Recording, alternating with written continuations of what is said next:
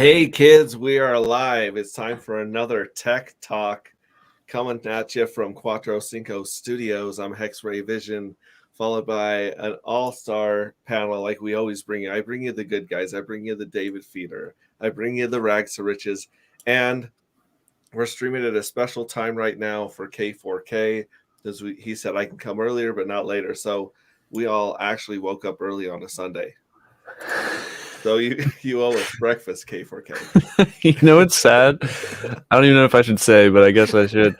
I literally got my dates mixed up between Saturday and Sunday, so we literally could have done it later today, and I didn't find out till it was too late. So I was like, "Oh my gosh, I can't believe I made everyone change their schedule, and I didn't have to do that." So, sorry, guys.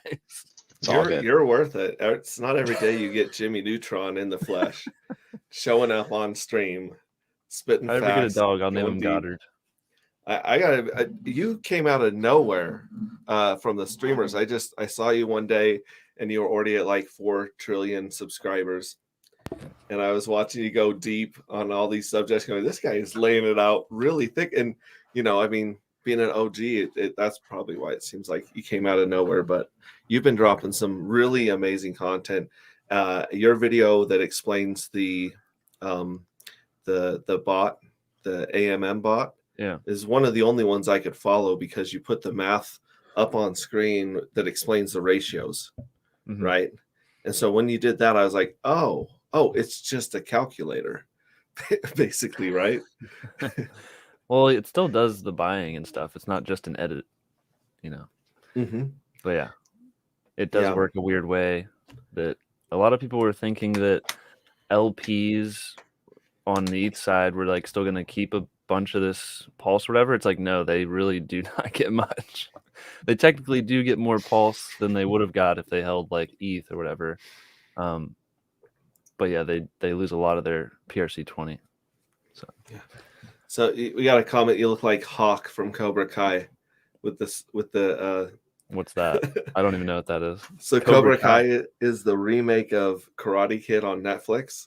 Oh, and there's a kid named Hawk, and he has a very tall mohawk. So, got a shout out there. My hair almost goes as high as Feeder's beard goes down. Oh yeah. Now, Feeder, can I make an observation? Yeah, what's happening? I might be wrong here, but I think that you depleted the entire supply of peroxide at Walmart. Is your hair whiter today? I'm going gray. Yeah, I mean, I'm just going gray. Yeah. Did you get a better camera? I updated the software, my background software. So, well, dude, your hair's popping today, and it looks great. Thank you. The dichotomy between the red and the white is amazing. Appreciate that. Yeah, and by the time my 555s are done, my hair will be completely white, and then my beard will just be hopefully still red. So we'll see. Hey, I don't know how structured this is, but I got a question for Feeder. Maybe he has some information. I'm doing some research on like how much validators are making pulse-wise.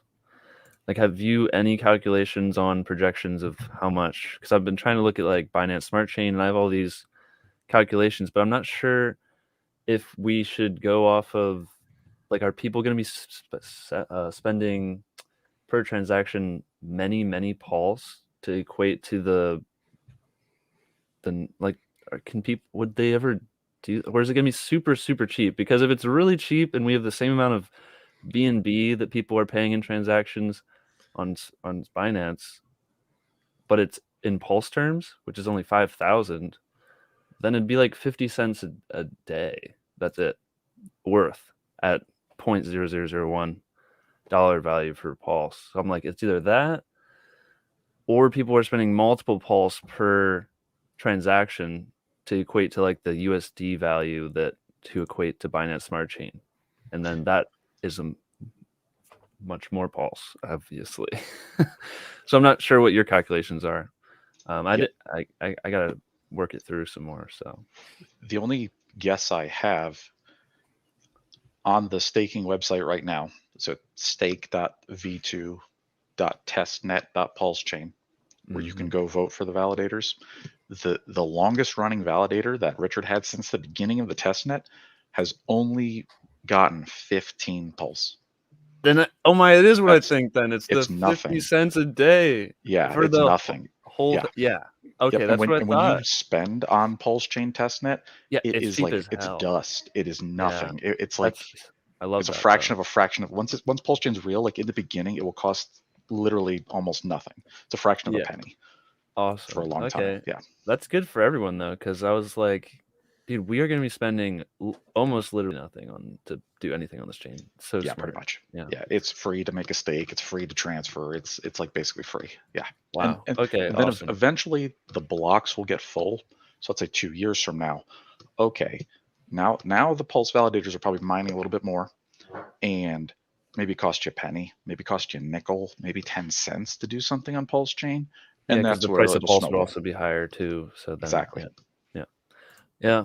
All right. I'll probably make that video soon. Then that kind of confirms that I had like 2 ways it was going, and I couldn't decide which one would it be. And yeah. Okay. Sweet. Thank you. Yeah, no problem. It actually makes me really sad about my investment in running one, because it's like there's 20 grand. If that's going to take me a decade to get back, like what the hell? Yep. So, it's a labor of love to be a validator. Yeah, it is. Yeah, but like it really is now. Yeah, it's charity work. So in a way, you're like dollar cost averaging 50 cents a day of pulse during the first 2 years, right? Depends. Yeah, I mean, or less. Yeah, price in the of beginning, pulse. it's nothing. Yeah, it's literally nothing. And then hopefully in a couple of years, it's like, hey, you've maybe made 20 grand, maybe like to break even. That'd be cool. Let's hope. Yeah. I mean, so for anybody out there who's like, oh, I want to be a validator, you're better off buying the coins. Why don't you go buy yourself a couple million pulse in day one for like $50, and then booyah, you're all set for life. So true. Yeah. Yeah, I don't recommend it for people. Now voting though, delegating for free at the website. If you've already got a bag of pulse and it's just chilling, and you got diamond hands, you get extra for free by just voting for any of the validators. You get extra pulse every day, so that's cool. Yeah, there's no risk. You won't lose your stuff, even if the validator gets slashed. You just didn't make any that day, so there's no risk. Are they on the testnet filling the blocks with like a bunch of transactions just to make it seem like what it would seem like if there's lots of transactions? Because right now there's not that many transactions, so of course they'd only have like 15 pulse after all this. If every once in a while some new dev wants to go try some stuff, that's like what, 10 more transactions? That's not gonna Yeah, most of the blocks have like sometimes 100 transactions in them, sometimes 0. Yeah, so it's random. Right now it is pretty empty. It's like low usage. There have been talks in the Telegram dev chats about running some kind of bot or script that will like make fake transactions and test it, like to actually put like max out the blocks to see if it hurts the validators and see if anything breaks.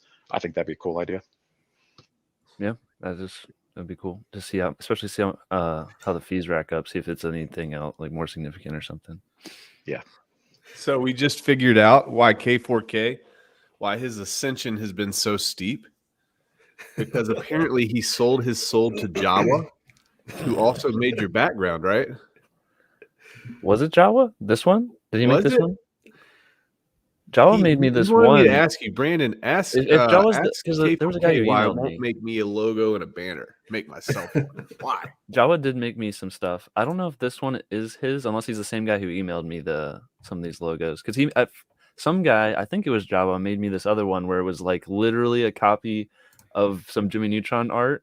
It was basically with my face on it, and he was like, here, use this, and I did for a few days. And then someone else made me this other one that's like actually me, with like the hex colors and stuff, and I really liked it. So, and they made that symbol too. Well, anytime you can get Jawa butt hurt, I'm on board with that. Thank you. I'm getting the artists to like compete against who can create it for me. End up with the best piece. It's awesome. Oh yeah. Yeah, Jawa, he's like a drive-by type guy. He'll come in my chat like once every 3 months.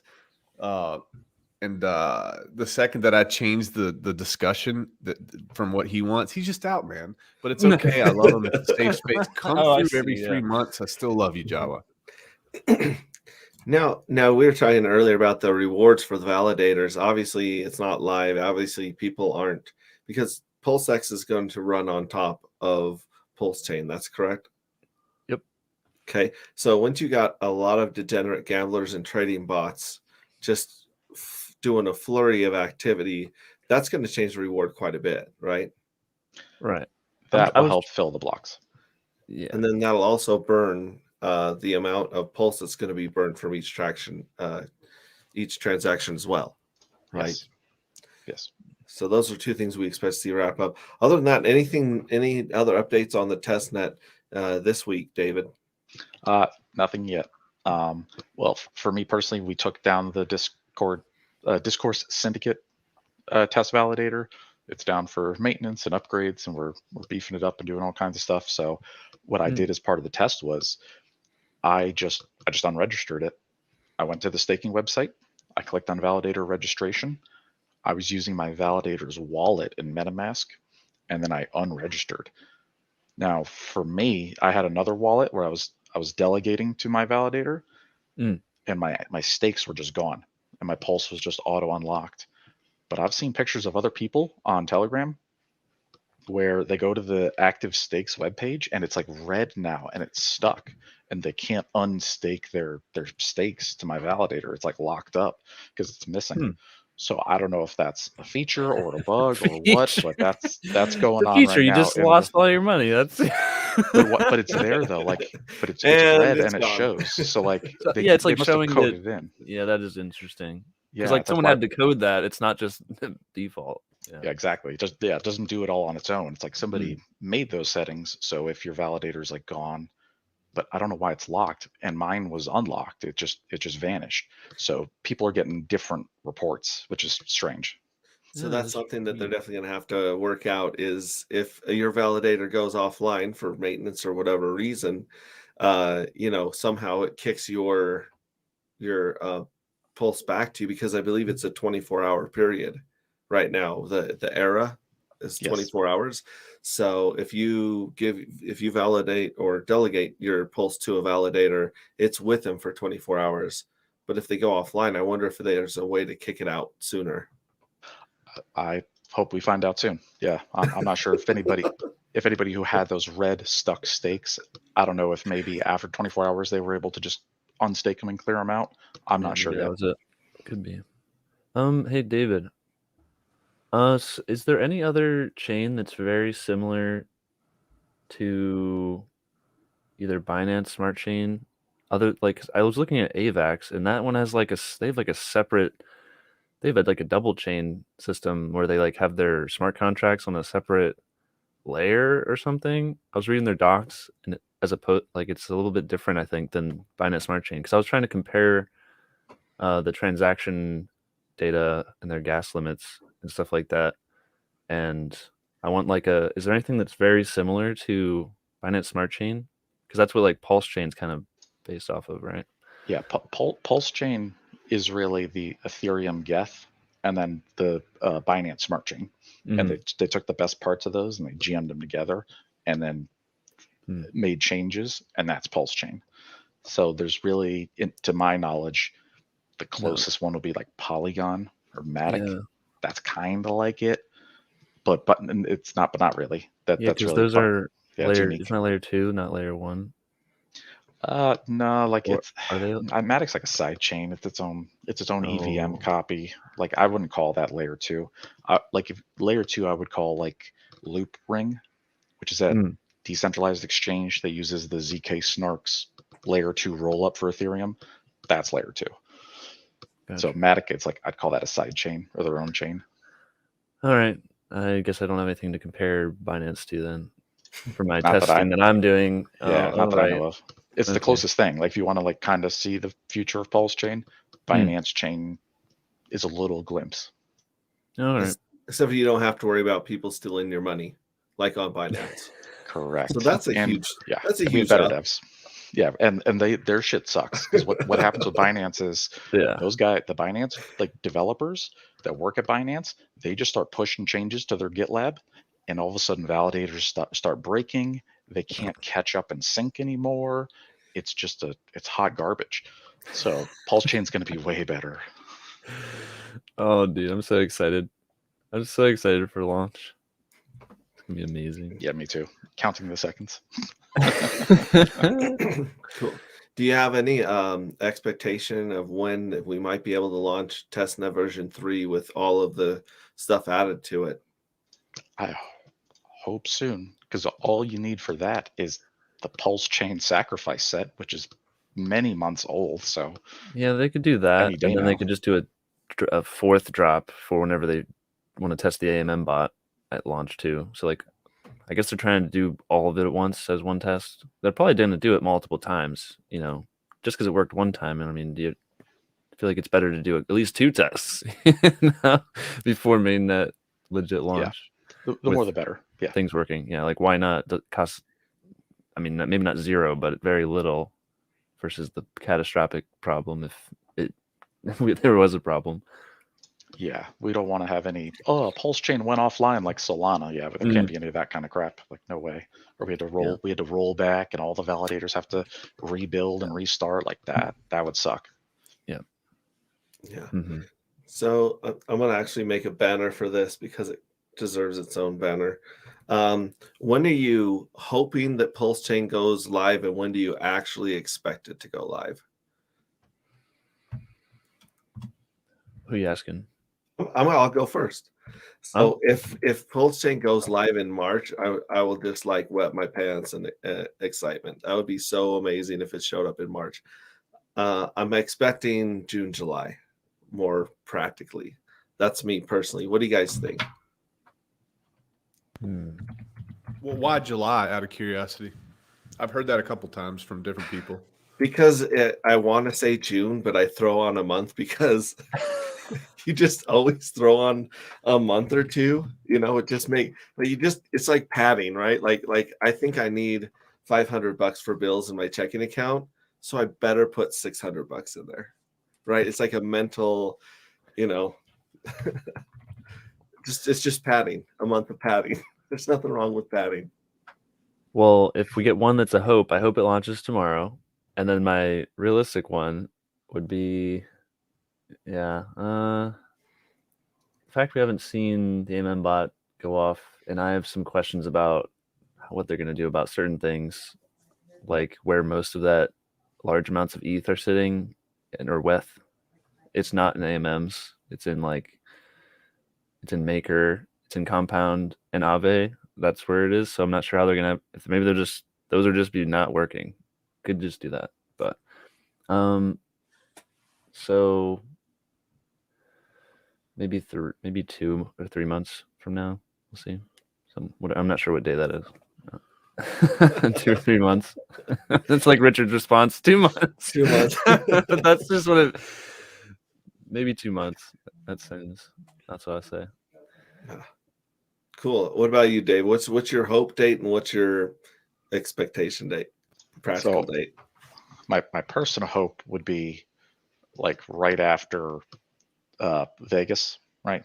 Like March 10th would be like the version 4 of the testnet where everybody gets their Pulsechain sacrifice points as test pulse, you know? So you open your MetaMask and it's like, oh my God, I have 500 million pulse. Holy crap. Like I want to see that. And then, the AMM bot and then the PulseX demo site.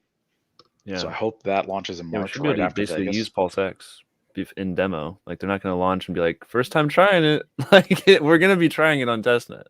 You know, one would hope. Yeah, I hope so. I mean, it'd be weird if we didn't. Plus, we'll still see our maybe PulseX balances too. You would think those would also be launched with. That would be nice too. Definitely. Yep. So that should be tested. Do you got a practical date of if it doesn't launch in March and they got to clean up some bugs or address some things? How much further out after that? I like your guess of the June, July.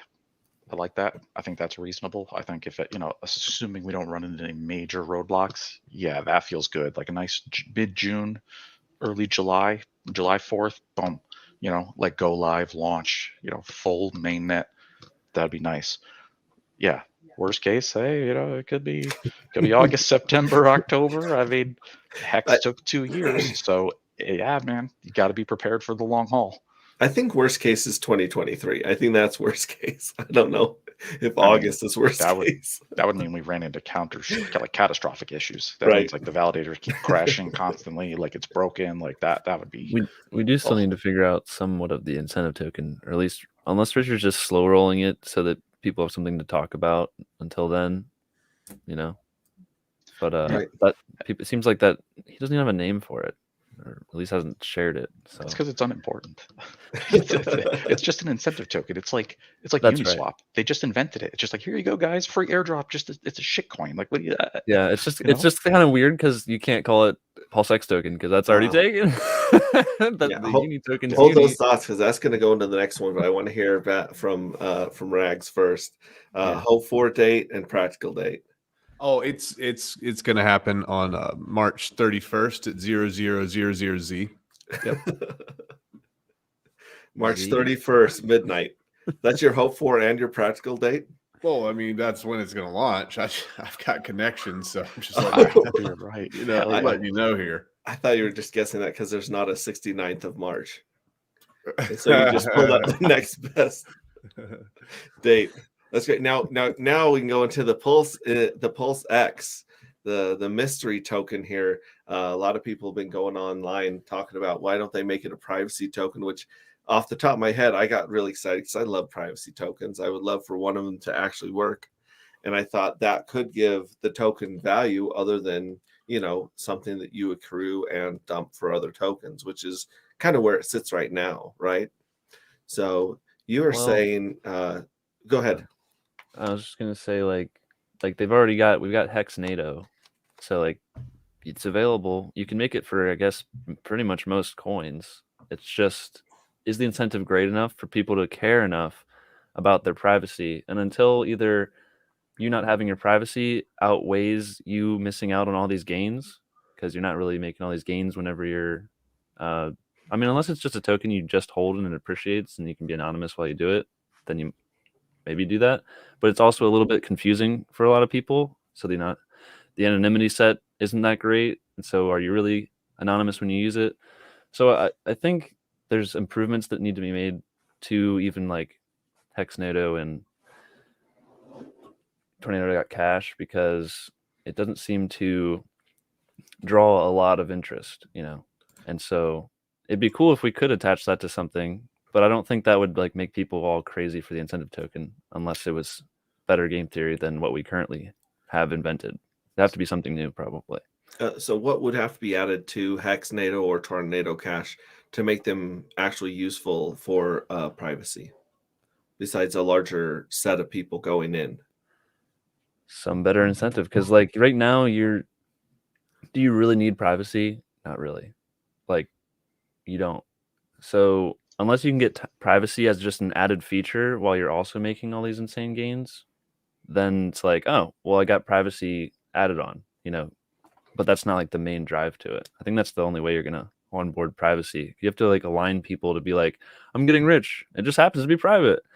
Like people don't go and buy Monero and make like no gains. I mean, some people do, but they're not making gains. So that's why people buy other stuff as opposed to Monero usually. So they can just make more.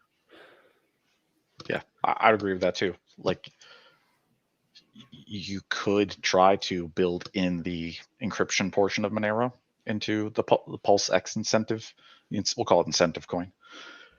But like that's kind of weird though. It's like, oh, I'm a liquidity provider. I'm some big whale. I walk in with a bunch of EUSDC and I got my hex and I shove it into PulseX. And now you're giving me some strange freaking privacy coin as like my reward. Like it's like, okay, like that's cool, I guess, but I don't know. It doesn't really fit. And then you do have Tornado.cash, and you also have the ZK. Let's just like ZK send, where you can put your ERC20s or Ethereum on layer 2, and then you can do ZK sync sends for cheap, which I think are also encrypted. So we already got solutions for that. Yeah. And you can also just turn whatever gains you got in something else. You run it through Tornado Cash. You come out and you buy the stuff you liked anyway, and then you're anonymous. So you don't really need the token you're using, or the incentive token. If it's private, it's like, well, then it's just basically an in and out box. It doesn't really help it, you know. Yeah. It's honestly for whales and hackers, to be honest. Like, if you hack an exchange and you run away with 10,000 Ethereum, then you go run it through Tornado Cash. Or if you're, the OA or the sacrifice wallets, well, the Pulsechain sacrifice wallet took all ETH and ran it through Tornado Cash. And then, strangely enough, a whole bunch of ETH is now sitting on the buy side of matcha.xyz and one, a Uniswap v3. So if the price of Hex dips, holy shit, somebody's waiting with a fuck ton of Ethereum. I wonder who that is. Like, that's what that's for. Like that, it's for the big guys to make like sketchy moves without anybody seeing it. Jawa is asking if the OA or RH is willing to supply the incentive token, he could make a full circle bullish AF compete system just by making the incentive token Hex or fractions of Hex hearts, which he could do that. Dumps Hex then. But then he dumps Hex, which I don't see the OA or RH wanting to do that. Like, it sounds. And Finbear and Tripod are both. It's Pi Day, baby. That's the day that they're thinking that I think that the launch is going to be is 3/14. So we got the nerds have flocked to Tech Talk just as they should. The nerds. Yeah, I hope they're right, man. Jawa wants to know if K4K is going to do a video on Hedron. Who said that? Jawa. I didn't say I was. I don't know anything about you doing something to do with they're using the wrapped hex stakes contract. They're like jumping on the back of that. Yeah. I already did a video on wrapped hex stakes from Firebun's post and Medium article, and I had some takes on it, so you can check that out, I guess. But it doesn't have to do with any projects that use it, other than the initial what Firebun and them planned it for. But. Yeah, we got Nardo in the win. Shout out to Nardo in the win. Yeah, Nardo for the win in the comments. Great, that's a great dude. And Bitfinesse. Shout out to Bitfinesse. Bitfinesse is here. Shadow ban canceled. He says he's not getting my alerts, so I'm not sure what's going on with that. But thanks you for coming, really. Bitfinesse. Appreciate it. All right, and so that's anything else on the idea of privacy tokens in general? Because I mean, you guys have actually gone deep and talked about just the idea, the utility, and if they're actually needed right now. And I really appreciate you guys coming at it from such a holistic angle. I love it, man. I think it would be so cool if we could work that in, because it would just make it so attractive to the people that kind of really care about the whole framework of why we're doing what we're doing in crypto anyway. And I think it's awesome if we could figure that out. And I wanted to say this too. Some people don't. We were talking about like tornado.cash, and there might be people in the chat that don't understand completely how it works. Tornado Cash, it uses a smart contract that accepts token deposits from an address, and it basically enables a withdrawal from another address. And those smart contracts kind of work like pools that mix all the deposited assets. So it just kind of mixes things up, and you can't really track where it comes out on the other side. So for folks in the chat, I didn't know that for a long time. So there might be people in there that will help. I would love to have like overall just built in privacy to everything, because you should be able to transact with people and they don't know how much money you hold. It's like, well, that's not cool, I guess. Do you need to know everything I own just because I transacted with this wallet before? It's like, no. So that would be cool for that reason. But I think also a lot of people, like if you tell them about crypto, they don't, like a new person getting into crypto isn't like, oh, I want everything to be private. Like they're already used to the normal banking world. They don't care about it. So you have to like convince people to even care about it. So like you're putting all this effort into something that most people don't even care about. So that's hard to sell. You have to like sell them on caring about it, and it's also not just easy to do. Yeah. And both K4K and I were on Crypto Cabana when Hex Orca came on, and presented his idea for giving the incentive token some value. And to me, it kind of sounded like a hex sandwich, right? Where he's like, well, let's say you can lock it and earn interest on this incentive token, so people aren't just dumping it. And then he did a really good explanation with a whiteboard on identity block that I also watched. Oh, he did release his video with the breakdown and model. Did he? Yeah, he did a dry erase board on identity block that I was checking out. It made a lot more sense seeing it visually because he had a lot going on. But does he have a YouTube channel? Is that what he did it on? You said it was identity block. Identity. I think it was Identity Block is the name of the channel. I'm sure I can reach out to Identity Block. He's from Puerto Rico. It's just the name of a YouTube channel. It's a dude. He's like us. His name is Identity Block. Oh, okay. I thought it was like his website name. I thought I had his name right. I don't have it in front of me, but I thought that was a channel I watched on. David's like, he's a dude, just like I've been on the channel. Yeah, I thought it was like a website name, like he's got hands, Telegraph or something, and a face and stuff. He's Identity Block. Hexray, I was waiting for the analogy of the week. I heard you start out with hex sandwich. I'm like, yes, no, delicious. I showed that to my wife in bed, and she laughed so hard. What'd you show her? Rags was explaining how my analogies go on way too far. I don't know if you remember that. Sandwich. Because I tried to change from golden geese to golden elephants in our Hex Hangout with Crypto Panda. And shout out to Crypto Panda. I actually did watch a lot more of his videos after having him in the Hangout, and the dude is smart. He's scary smart and stealth. He's really smooth with his delivery. Check out Crypto Panda's videos for sure. And of course, Crypto Heartbeat, as I keep thinking that the three of you are related, Rags, Crypto Panda, and Crypto Heartbeat, because they're always together hanging out. I'm not in that same gene pool as those two, I assure you, and I'm proud of it. Yeah. So what do you guys think about the Hex Orca's idea of maybe doing something like a way to stake the incentive token so people aren't simply dumping it? I mean, obviously that would make it an inflationary token to pay the rewards or the staking rewards, right? Yeah, but it's already paying the liquidity providers, right? Like that's what you're incentivizing. So I mean, then going ahead and having that also staked, I mean, that's cool too, because it would lock it up, so then there's less of it, I guess. You'd have to balance how much do liquidity providers get versus how much do people who just stake it get. Like where's that balance there? Are the LPs worth more than just regular stakers? Probably. But that could work, I guess. Or you could just take it and put it in other pools as well. If you take your incentive token and then you also pair it against Pulse and you put that into the PulseX swap as liquidity, then you're using incentive token to get more incentive token. So that would work.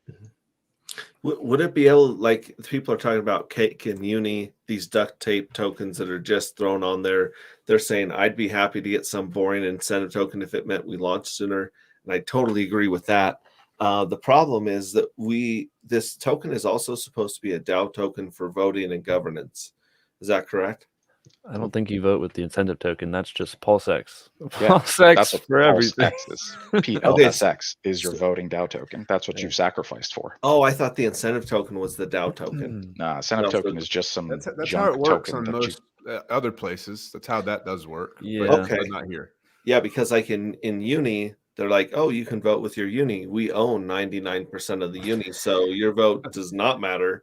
But it's cute. It's like cute. It's a cute idea. Yeah, like you can get community like feedback. That's pretty much what their voting's for. A lot of these voting things are like, hey, we can tell the devs what the community might like, and then there might be like an actual executive vote that deploys code or something, or at least gets the team talking about something.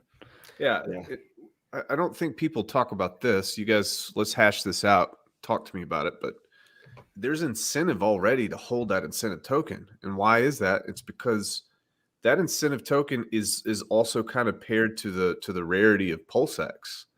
As we go on in time, It's going to be more, I guess, difficult, not difficult, but it's going to be PulseX is going to get more rare, and thus this incentive token becomes more rare as well, right? So why wouldn't you hold that incentive token? They're So not related. the burning of the PulseX and the PulseX token would kind of be like the T-shares getting harder to achieve or obtain. Well, it's like that because you're burning PulseX and you can only market by PulseX, and over time it becomes more difficult. So thus the incentive token, because of that, will also it's the same. It's correlated in that way. You guys follow me there? I think I do, because like with I don't. Wait, what? Yeah. Like the only way, to my knowledge, to get incentive token Right. is to be a liquidity provider on PulseX. Oh, now you can It's stake got PulseX, nothing to do though. with the PLSX token. You stake PulseX. There's a new tweet by Richard. Theoretically, from Richard Hart, if you stake PulseX, you can get it there as well. That's what I mean. Gotcha. Okay, gotcha. Yeah. He came. Now it's all conjecture at this point. We don't know if that, but that screenshot that he shared in a tweet a couple days ago indicated as such. So if that is the case, then holding PulseX and staking PulseX to receive incentive token, it's correlated to the rarity of PulseX as well. So you would want to hold it. Price is going to go up because it's going to be, again, more difficult to get it. The other thing people, I don't think, realize is it's not like it launches with tons of supply in people's hands and then more also comes out. It starts off at like literally there's 0, and then like every block after that there's some created, and so there's really little supply at the start, and it just grows over time. And if you're selling like right away, go look at the chart for any of these incentive tokens, and if you sold like first day, second day, first month, you did he missed out on like a huge run up. And a lot of these are just, even if they're just a duct tape token, they do multiple tens of X's. And so people think, man, this is crazy. Like, it's just going to dump. It's not as good as these other coins. It still does multiple X's, and it provides the incentive to people to provide the liquidity. Like, that's its job. Its job isn't to be the best crypto in the world. It doesn't have to be. You don't have to add every tokenomic to it to make it so the system's amazing. It's just doing its job. It's a formula that's already worked time and time again. And if you change it up too much, you might collapse the system, as opposed to just be like, well, it worked pretty good before.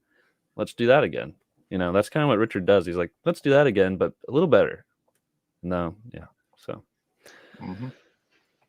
So once that, if that's the case, if that's what he's trying to do, you can receive incentive token from providing liquidity, or you can receive incentive token from staking your PLSX.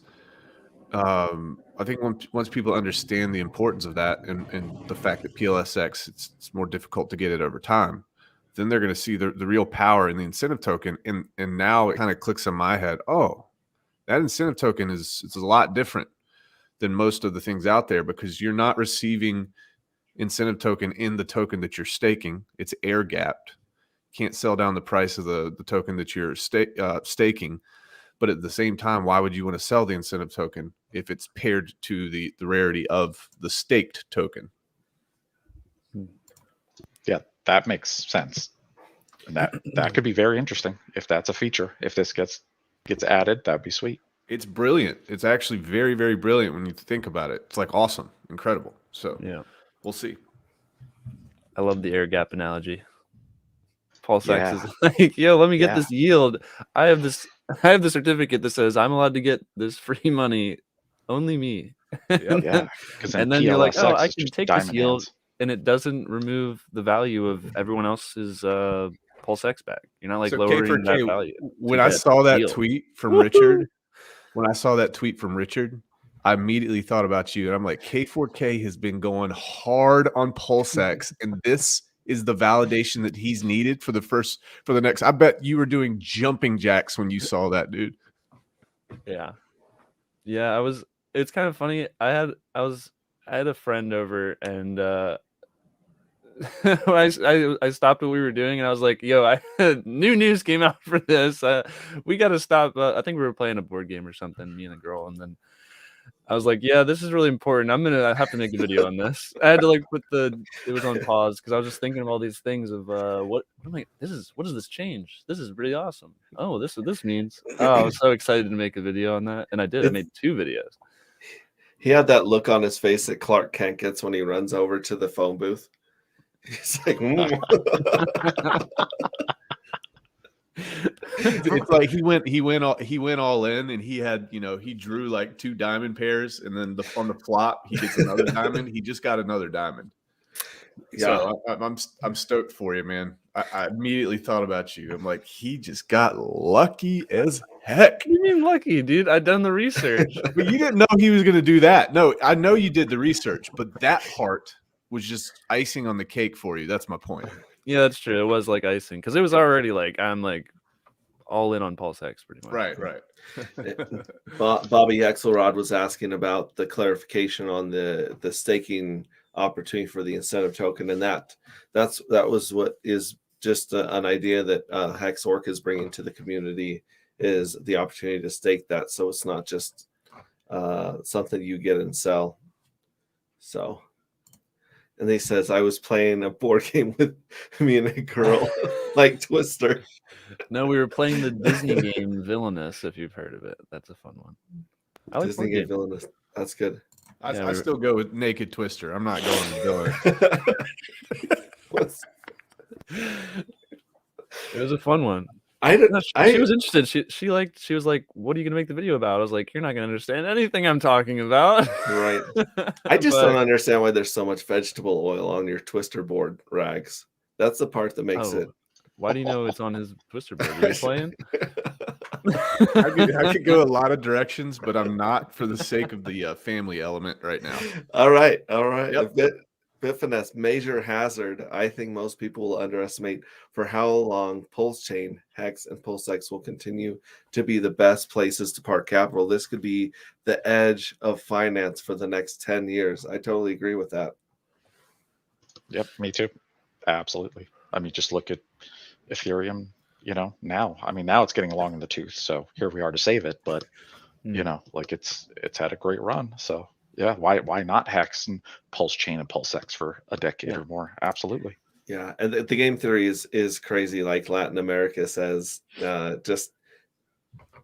Richard Hart went and played video games for 10 years, and that helped him a lot. And then being in crypto for so long also helped with the game theory. So that's pretty good. I will. If Trayvon James recently had a video where he showed kind of side by side the screenshot that Richard had of the PulseX pools, and then Trayvon showed the actual pancake swap pools and how those function. So if you want to get a future glimpse of what PulseX will be like, you can look at the Binance Smart Chain as an example of this is what we're forking. Well, there you go. Okay, so you went through all that. Great. There you go. Yeah, I was like, this is just pancake swap. You can literally see where they change the text. Okay, but obviously they're just testing the background stuff, and they can change the shell later. Yeah, dude. But, can I shout Trayvon out? I saw a tweet that just cracked me up this week. Right, somebody made an NFT for him, and then he's got the one with the space theme, right? Mm-hmm. Yeah. So somebody tweets to him. They're like, "How are you going to claim this NFT if you're in space?" Ha ha ha ha. And he just replies to it, "I'll just screenshot it on my phone." I said, "Yes." It was so good. I've never talked to the guy. Sweet. Shout out to Bristology. Who else could pull this off other than a major corporation? Very few people, and that's true. And I made the mistake of encouraging Finbear with the baby oil. Baby oil. Never heard coconut oil, because then it's edible. Big baby oil. There you go. Life hack right there. Good time. Your 14 pulses, coconut oil. Let's quickly go over for the audience staking versus delegating, because a lot of people are confused on what is going to be allowed to be staked, what's going to be delegated, and also what is going to be used for liquidity providing. So just real quick, what is it that you can stake and what is it you can delegate? The validator guy. Yeah, so let's start with Pulsechain. So that'll be PLS. those you'll be able to delegate, which is basically the same as staking, but you can unlock it pretty much whenever you want. So you're not stuck. It's not like Hex. So you're going to delegate to a validator. You're just going to pick one of these servers on the list, and you lock up your Pulse, and you pick who, and then they share the fees with you. So that's the main one for Pulsechain.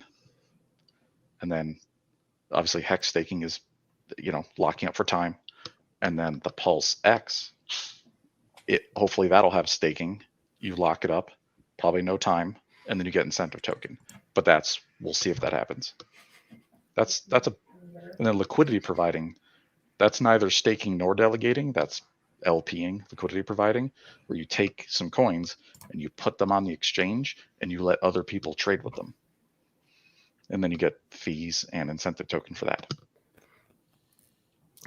Awesome. Thank you very much for breaking that down. Because like I said, a lot of people are new to this and they hear staking and delegating. They don't really quite know the difference and which coin is used for what. So thank you for breaking that down very much. And then also we got a lot of Hexkins plan on traveling to Vegas in March. We got people planning on going in September and all over the place. And some people just have, the time and money. A lot of I was just down in Vegas yesterday. They removed the mask mandates on Thursday. Yeah. So you're no longer required to wear the mask in Vegas at this time. That's awesome. I went to a Wyclef Jean concert and it was perfect because everyone there was old because he's been around for so long. And he mentioned several times during his appearance, he's like, I'm 52 years old. So I felt good. I felt like I was in good company there. But it was a lot of fun. What? Okay. Yeah, he's old. And they played as much Lauryn Hill over the speaker as he rapped and sang. So it kind of felt like a Lauryn Hill concert too. So it was like 2 for the price of 1. It's pretty sweet. But traveling. So when you go somewhere, what do you want to do to take precautions for yourself? And what do you want to do at home before you leave your castle to protect your seed words, your information, your electronics? I'll start with K4K. Well, first off, I wouldn't even tell people where my seed words are and if it would matter if I was home or not. Doesn't matter. I'm not going to tell you if I even keep where I keep. So, first off, you never tell anybody, you're never going to find it here, Don't tell them they're never going to find it. Don't even tell them that. Basically, your security should always be bulletproof no matter where you are. It shouldn't matter, like, if you're going somewhere, well, what do you do? I guess make sure all your computers are off or something, or especially the one that's mainly for crypto. You should have a separate computer or device for your crypto stuff as opposed to your main device. Hard drive. Or that. BitLocker. Yep. Mm-hmm. But yeah, you just don't want to. I wouldn't bring your seed words to where you're going either. I don't know who would do that. Like, that would be really. It's like, that's dangerous, Yeah. So I'm uninstalling Staker app before I go. Like, it's not even gonna be on my phone. So it's just not even there. That was what I was gonna say. Uninstall it. Uninstall all of that. If you have Metamask and you shouldn't, if you have it on your phone right now and you're gonna travel, take it off. Just blast it. Yep. So if somebody puts a gun to your head and say, SimLock, hey, give me your keys, your phone I can't. Yeah. Yeah. People get really exploited during travel with SIM swaps. So SimLock your phone, so nobody can do that. Not even the carrier without your permission. Right. Yeah. You can. Do you do a SIM lock? Oh, go ahead. I'm wondering how to SIM lock. So go ahead. You can contact your carrier and be like, "Yo, make sure this isn't changeable unless they know this pin as well." And not even these people are supposed to be able to do it past that. So you can put an extra layer there. Yeah, a lot of the U.S. providers now, if you port your number from one carrier to another carrier, there is now a separate 6-digit PIN that is required from the person whose phone it is before that port can occur. So they have to call you, and the carrier can't do anything at all systemically without that PIN. But as an extra layer of protection, if you don't have a carrier that does that, just Google SimLock iPhone or SimLock Android to get instructions on how to do that. And that should happen all the time anyway. Yeah, you're right. There's True. 2 ways to do it. You could do it on your phone in the settings. You can like lock it to the device. And yeah, I know Verizon and I know Mint Mobile for a fact on their websites in the account settings, there's that code, and you can't transfer a number without a code. So that's on by default for Verizon and Mint. And then just on this topic, I don't have any firearms, and I don't have my permit yet. Although I've taken the NRA class, I actually got 100 on that, which was so much fun. We went to the range and shot a little bit. But I'm a big fan of shout out, and I'm not a sponsor, but I'm just a fan. I use the products bonetactical.com, and there's a coupon code LT10, and you get 10% off all kinds of like non-permissive self-defense devices. This is a multi-tool. It's a bottle opener, it's got a little screwdriver, and it's a wrench, right? And it's a keychain. That's all it is. It's a multi-tool. When I put it in my hand like this, you know, it's a force multiplier. One swing of this, and you know, somebody's going night-night. So there's that. Stay away from feeder at Las Vegas. My don't sneak up on him and grab him to be like, "Hey, feeder!" Man. Yeah, don't play around. You know, If he has the ghost knife. So this is just like a plastic ceramic knife. This will pass through any metal detector just fine. They won't even know you've got it on you. You hang it from your little. It comes with a paracord rope, and it breaks apart, so you can't get choked out with it. So you put it over your neck, and I just wear that on me, and boom, you know. So all kinds of stuff you can do. Are you going to Vegas? Yeah, I'll be there. Yeah, totally. Are you gonna bring this? I'm hanging out with the feeder. If I go down anywhere I'm nervous, I'm gonna stand right next to feeder and be like, "Hey, feeder." I have multiple weapons on me at all times wherever I go. Feeder has 3 of those ceramic knives hidden in his beard. Like a throwing knife in there. So bonetactical.com and check out his stuff. It's really cool. It's all handmade too. Tactical. That's awesome. Cool. So definitely we got, don't talk about what you got and where it is at home or where you're keeping things. Great advice. Sim lock your phone. Great advice. Definitely don't have MetaMask on your phone. And these guys are even recommending uninstalling or removing Staker app when you're away from home, because that is pretty easy. Re-download and repaste your wallet for later if you want to, right? Anything else you guys can think of that you want to be mindful of when you're traveling? Foreign Wi-Fi, just Wi-Fi in general, when you're connecting in airports and transitory periods. I probably wouldn't even do that if you don't have to. Just try to use cellular as much as possible. That is good advice. Good advice. 4G the whole time. You know, pay for the $10 for a couple extra gigabytes if you want it. So you got your Google Maps or your Waze, so you don't get lost. Yeah, perfect. Yeah, I turn off my Wi-Fi when I leave my house now. Yeah, that's smart. That's smart. Bluetooth as well. Turn that off. NFC, turn that off. Yeah. One cool thing I've done with my Wi-Fi SSID is actually, I'm not going to say that online. Never mind, guys. It says hex.com, 40% APY. I really want to share this, but I can't. So if you guys want to know what I name my Wi-Fi network, it's good, just let me know. Hit me up in the comments. Awesome. You're doing great. I haven't kept up with comments because I'm trying to make sure I have the right banner here. Oh, that's a hobby too. People in comments for SSIDs, which means a network name. If you're on your phone, your laptop, and you got Wi-Fi turned on, and if you see a network that ever says Linksys, connect to it if it's open, and then in your web browser, go to, and at the top of the URL bar, go to 192.168.1.1. That's the default page for a default Linksys router.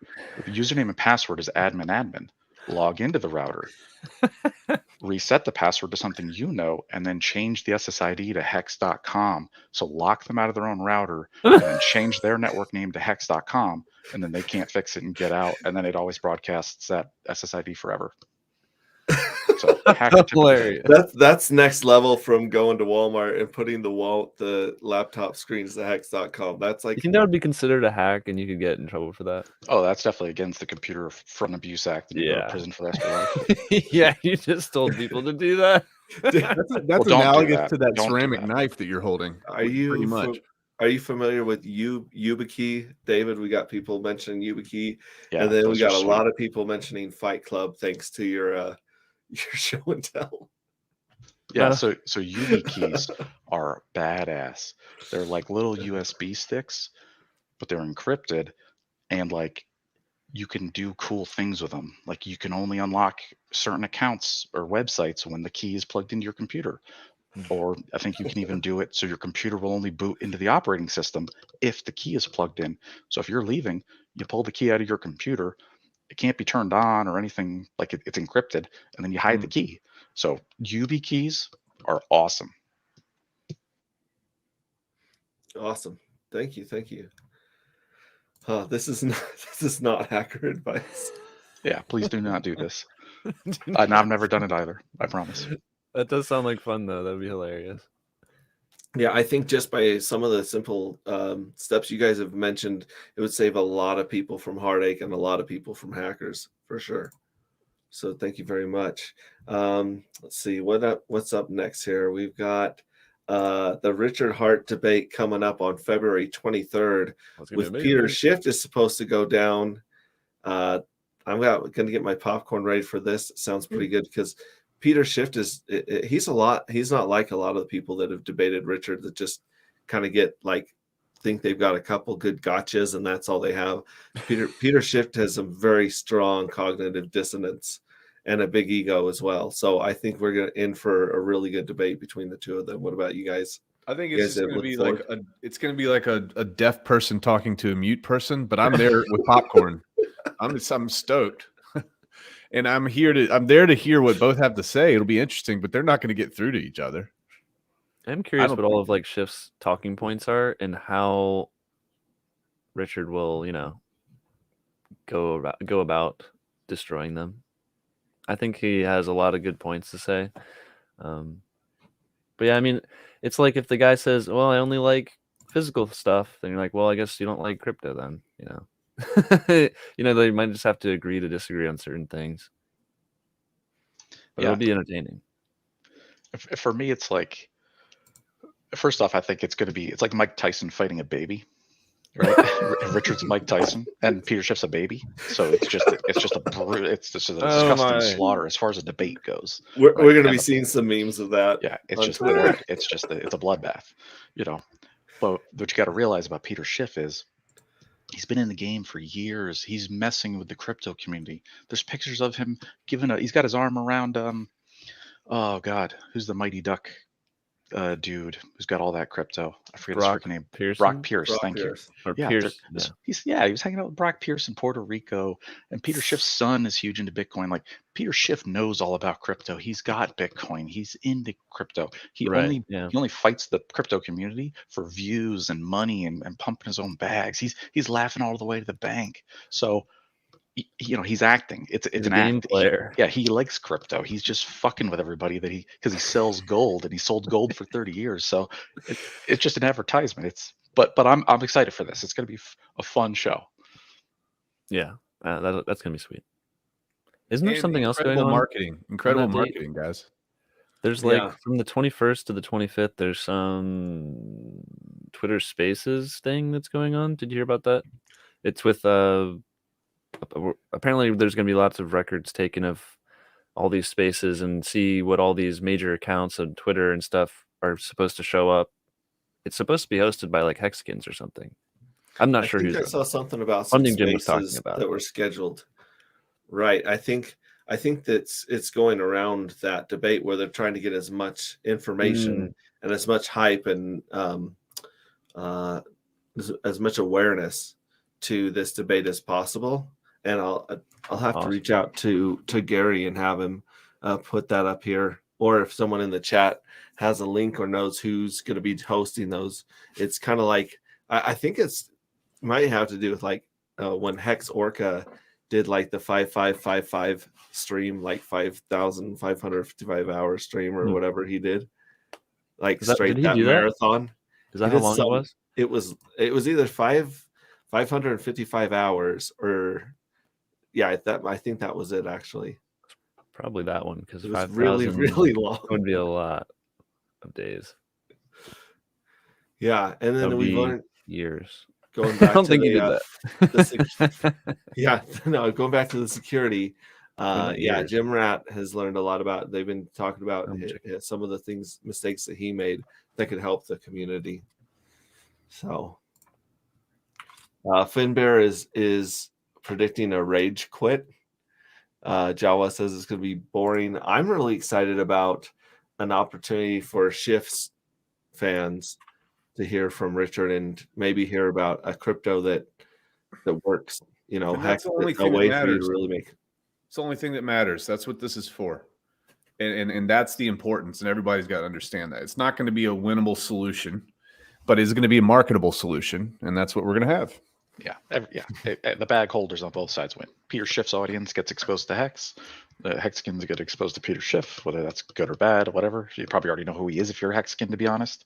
But yeah, it's just gonna be fun.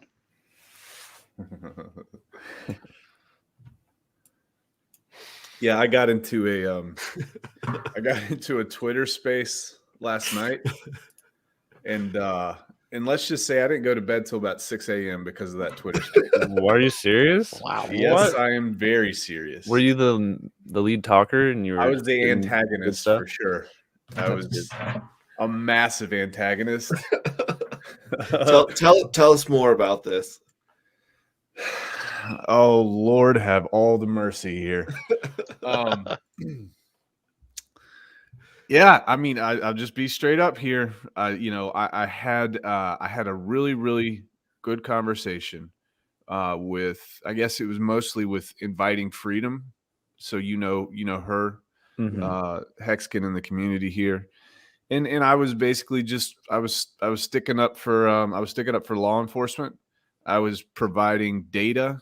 I was, pretty much just being very, very bullish on the system that we have in the United States not being as broken as many claim it is. And there were some fireworks for sure. But after it was all said and done, we got in the direct messages and everything was good. We handled it like adults. I might not have handled it as much of an adult as I should have, but they certainly did. So that's the skinny. Yeah. I personally disagree with half of what you say on Hex After Dark. Yeah. I'm sorry, Rags After Dark. Yeah. But it's still so damn entertaining that I just listen to all of it. Even if I disagree, you do a great job of Rags After Dark. I definitely recommend people go and listen to that. I'm just looking for views, man. I got to make people emotional, right? That's what I got to do. Is that how that goes? I do enjoy the drama. That's good for the clicks and the views. Yes. No, and I know that there's a lot of people that disagree with me on the things that I share in those, but at the same time, like I got to be true to myself, and I don't want to pander. I want to talk about the things that are important to me, and I love disagreement. I love arguing with people or debating people. I really do. That's good, because that's how you get to the truth. That's how people learn, like there were debating houses back in the day where like that's awesome. And you should always be true to yourself and always speak your mind. Fuck what everybody else thinks, that's not important. Definitely. The easy thing is not to do that. The hard thing is to do that. Yep. But that also yields the best results. Yes. And and I think in our community, that's the people that we respect. That's like the people I watch, man, like Richard and many other streamers in different categories that aren't even crypto related, because I know they're telling the truth and I can trust them and they know what the fuck they're talking about. That's the key. So, yep. Stick with that. Mr. Ego says, just curious on your opinions. Are we better off staking or validating, or something like liquid loans better off? In my opinion, staking to a validator makes more sense, feels more secure. According to the liquid loans people, when they launch, you're going to be interacting with a smart contract. So really, it depends on how secure and how well that smart contract is coded with liquid loans. And so that's the risk in Hex too, is you're taking a risk on, is the smart contract in Hex secure? And up to this point, it has been. It's been working really well. So it's all depends on who codes that. Then again, either way, you should be holding your own private keys, whether you're delegating or staking or using liquid loans. Obviously, holding your private keys is the best idea, but there is risk in the software, right? I don't know, David, go ahead and set the way you see it, or Yeah, that's hard to follow up. That was pretty much spot on. Yeah. I would say for Pulsechain, delegating to a validator is basically zero risk. Yes, it is also a smart contract, but that smart contract is controlling how the validators take turns and make blocks. So if that breaks, Pulsechain's dead. Yeah, we've got a worse problem on our hands if Yeah, that's exactly. the case. Yeah. So don't worry about your Pulse tokens if that fails. So yeah, I'd say that's zero risk because you'll never lose Pulse. There's no risk to delegating to a validator. You'll never lose a single Pulse. So that's cool. what do you think about the different risks, K4K? I mean, with the contract risk, I see it as Richard's team's already proven themselves with Hex and their capability with deploying a contract that has had, like he says, 100% uptime over 2 years. A lot of projects can't say that. I think, I don't know if it's the majority, but a lot of them can't say that. They just go, all right, everyone got hacked. It's version 2.0. Give us your money again. And people go, okay. And you're just like, what? You could have just getting a good project with someone with a good track record. So when you try a new project with new devs behind it, that's the risk you're running, is like, because like everyone had the risk with Richard's first project, it had new code base to it. They did a lot of new stuff, but it turned out great. So there was more risk in the beginning, but guess what? More risk, they got more reward too, if you believed in Richard's devs. And so now that they've proven themselves, they don't do another project. It's objectively like less risky if they're using the same team. If you were going with a new team, you don't know what other stuff they've developed. Have they developed any other projects before, or maybe they're just forking something and they think it's easy, So that is a risk, and it's a risk that could be literally all the money you put into it is the thing. It's not like, especially whenever we're talking about liquid loans or something, a lot of these plans I hear are, you put all your Pulse in, then you take 10% out, and they just skip over the fact that it's like, oh, if there is a contract risk bug, everyone loses all their money. And so like that's like the big thing. It does work, like Liquidity that they're forking. I don't think it's had any bugs or anything, but you still have to do the fork right, and it is somewhat different with over here on, and they just have to code it right. So we don't know how good their coders are. So it just seems like risky to me whenever you can just, hey, if Liquid Loans works out, you can benefit by just holding Pulse, and all these people thinking they can buy up Pulse and have this big buy. You just get to experience the appreciation with zero risk if you hold Pulse. Sweet. That's what I'm doing. You guys can risk it on the new contract, and I'll just be holding Pulse, experiencing the gains. Yeah. Sounds good. Zero risk.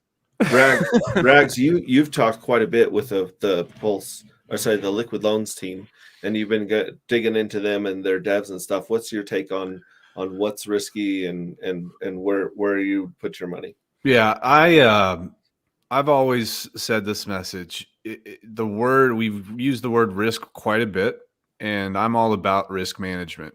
And I think you can do both. And here's why. I think that you can stake your Pulse to a validator, and I think that you can use a small portion of your Pulse also and be able to use it with Liquid Loans. You can do both. Okay. And the fact of the matter is, like, you're not going to go all in and under collateralize all of your Pulse anyway on the Liquid Loan side. You're just going to use a portion. And in the broader picture, I've been around and been burned so many times in this way, in that I've seen things that I was afraid to take the risk on, and I didn't take it, and it ripped. So I am okay with proper risk management to put something into something that may or may not fail. But in my mind, the risk is actually not taking the risk. And I'm not emotionally tied to this stuff. It's numbers. And I just want to be a part of it if it's going to be something special. And I will make the appropriate decisions to make sure I don't nuke my account. I'm not going to go all in. So that's where I'm at with it. Yeah, I agree with that for sure. Like, definitely allocating a little bit to it is very high risk, high reward, in my opinion. So you can get a lot of payoff for a little bit, but I wouldn't put a significant stack in any of that stuff. New stuff like that. And there's and let you guys know too, just for liquid loans, and I learned this. There's a way to do it without having to risk your pulse. You can get that loan token and just provide it to the stability pool. You don't have to collateralize anything. So that's another way to interact with liquid loans in a way that's all no risk, because there's no pulse involved. So just keep that in mind. The risk I'm talking about is like, did they write the contract well? Because if you buy a loan token but they wrote the contract bad and that gets rugged, you do lose all your money. Correct. So that's the risk I'm talking about. Gotcha. Then there's the collateral loan risk. That's like a separate, if it's all working great. You know? Correct. But yeah, I agree. Awesome. This guy says, what about making the incentive token a stable coin? This makes it less of a dump token. I don't think that works, because you'd have to collateralize a stable coin, right? So where would the collateralization? Why would you even want a stable coin? Do people get into crypto to get stable coin? It's like, wouldn't you rather a coin that can 10x? No, you want the stable coin that can't 10x? Like what?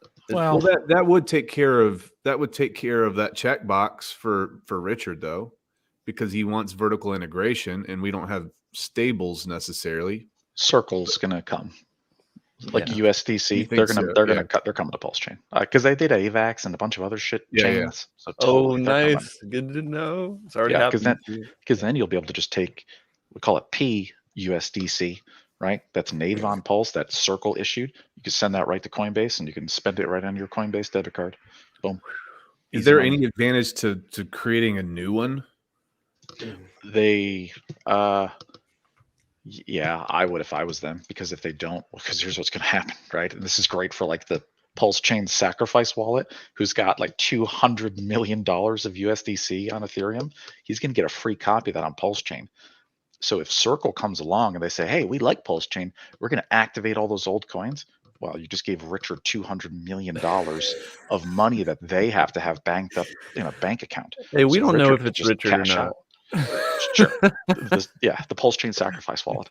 So what the Circle would do is, and they're going to do it on, like they did it on AVAX or like Solana. You can go from Solana to Ethereum with USDC. It's a separate smart contract. So they'll issue a new one. So that'll mean your PUSDC that you actually got as a free copy for having USDC at the fork, it'll be like rejected basically. Like they're going to make a new one if they come over.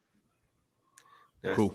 I really like stable coins in bear markets, because when Ethereum was on its bull run from $70-$80 all the way up to 4,000, it was great to keep your gas money in Ethereum, right, and be able to buy the dips and on the way up. But on the way down, if you believe like I do that Ethereum and Bitcoin are headed into a 3-year bear market, excuse me, stable coins are kind of nice to have some dry powder in, rather than trying to keep your dry powder and your gas money in Ethereum. So that's the way I like using coins. Have their use case for sure. Hex19 says no risk in claiming Hedron. The only risk I can tell so far to claiming Hedron is the gas fee.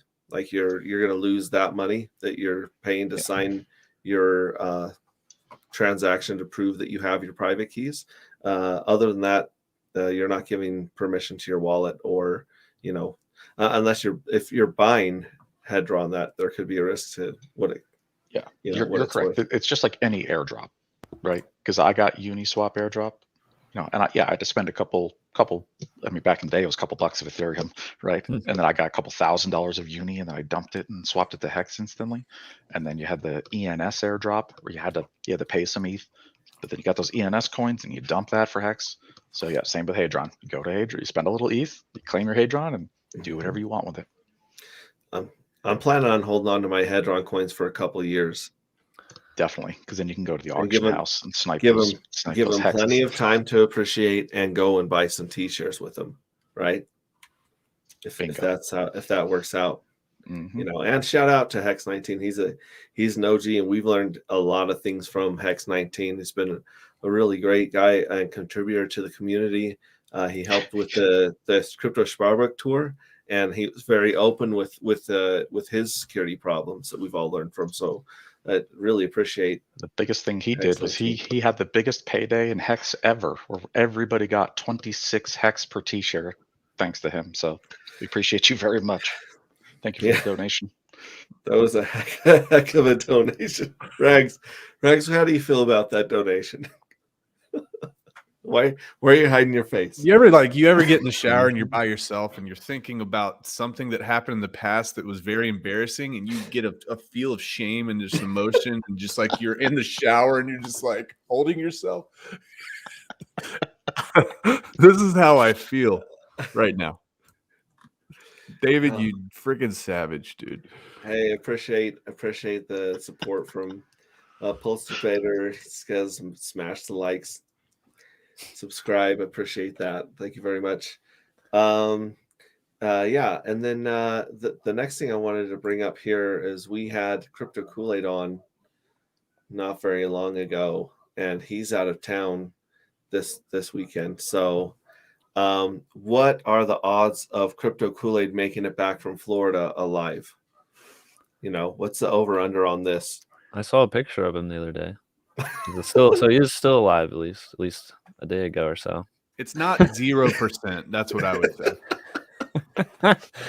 I'd give him 100% to get out alive. Absolutely. With bag of wine, box wine in hand, under arm, bro. Slap the bag and why wouldn't he make it out alive? He's got a camelback on him. The camelback. Camelback, yeah, filled with wine. He's good to go, bro. Florida is where he belongs, man. I'm gonna be a Florida man when I grow up. Yeah. Yeah, I give him like 2-to-1 odds. He's gonna make it back. 2-to-1. Wow, 50-50. I give him a 50% chance of getting back. As long as he has that hot tub and that box of wine, he's golden, man. Have you guys been out to visit Crypto Kool-Aid in person? No, I have not. I've never been to LA. Right? I'm not going to California. I've been in the hot tub with Crypto Kool-Aid before. That's awesome. While he's drinking wine. Wow, that's a lot of sharing. He's one of the most welcoming and genius Hexicans I've had, the pleasure of meeting in person. Great guy. You guys will all have get a kick out of him, have a blast with him in Vegas. Oh, yeah, Lord. Really cool, dude. Really cool. And he made the Hex conference, the virtual conferences for both Januaries. He made those backgrounds himself. Spent many hours doing the 3D designs and drawing it up. So shout out to Kool-Aid. Here's the question. I missed the Pulsechain sack. Fortunately, I got the PulseX. What's the best move to get Pulsechain? A lot of people are claiming that they want to, get in on buy up the PulseX and switch it for Pulsechain. And I think that's a psyop by some of the whales that are wanting to get PulseX dumped. Like they're eyeing PulseX, going, "Hey, let's get some of this." Go ahead, Dave. Well, I think the idea comes from Richard said it on his stream a couple of streams ago. Yep. And it only applies to before the bridge, because when the day Pulsechain comes out, you'll be able to go in your MetaMask and see all your stuff. But there won't be a bridge to Ethereum. You're stuck. There's nowhere to go. Like, you can't leave. So before that, but while that's the case, you can try going to PulseX.com and you can try selling some PulseX coins for Pulsechain coin. You could try. That might work, maybe. Now, me personally, to answer this question, what my move is going to be, the second the bridge comes up, you're going to want, for me, it's going to be EUSDC. And I'm going to have a fucking shit ton of it. And I'm going to be bringing in Ethereum US dollar coins into Pulsechain. And then I can go to PulseX and I can add liquidity versus my PHEX and EUSDC. I can buy stuff with my EUSDC, and I'm going to go to town and I'm going to be scooped. That's how I'm going to buy Pulsechain. I'm going to sell EUSDC and I'm going to get PLS. That's what I want. So your move for keeping your powder dry is EUSDC on the Pulsechain. Yeah, bring cash from Ethereum into Pulsechain and then just buy up everything you can in like the first couple days. What about you, Brandon? How do you plan on accumulating? What's your strategy you like for accumulating all these beautiful coins. I'm not selling, man. I'm not selling PulseX. I was at first until that tweet came out from Richard. If that's going to be the case in some manner or fashion, I'm gonna what I tell people to do right now is start dollar cost averaging today. Use that money at launch, or when you can bridge in that value into Pulsechain, and just set it up automated. And for the next year or two, just buy Pulsechain like crazy. If you sacrifice for PulseX, just go crazy on Pulsechain. And I think that, you know, if Pulsechain spikes, you're good. If Pulsechain drops, you're good. You just have a way to get in the market at all times. Beautiful. K4K, what's your strategy for accumulation? Well, I think this guy asked the wrong question. He meant to say, how do I sell my Pulse to get PulseX as fast as possible? Because I'm just joking. I think all these projects are like God tier pretty much. But the thing is, like, if you have PulseX, you can stake that supposedly and just get incentive token. And if you want to get some Pulse from that staking, you can sell your incentive token to get Pulse. I was talking with this, I was in this one chat, and people were trying to figure out, well, what do we do to make the incentive token better? We got to make it better. Like, there's got to be a reason not to sell it, right, guys? And I was like, here you go. The incentive token, you stake it, and then you earn another token. And then you just keep doing that forever, guys, right? You just go down the line, and then that earns that token, but then that token you got from that, you earn another token. It's like an infinite virtuous cycle where you never sell anything, but you die a trillionaire.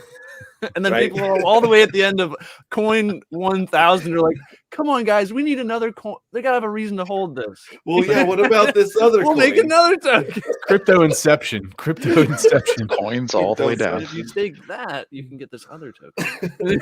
And then it's like, oh, yeah. Look at Briz. Look what he put in there. I want to hit this one before I lose it, and I'll go down there. You guys, they're talking about Hedron being basically paired to the B share rate, right? Because Hedron is going to be a derivative of your B shares.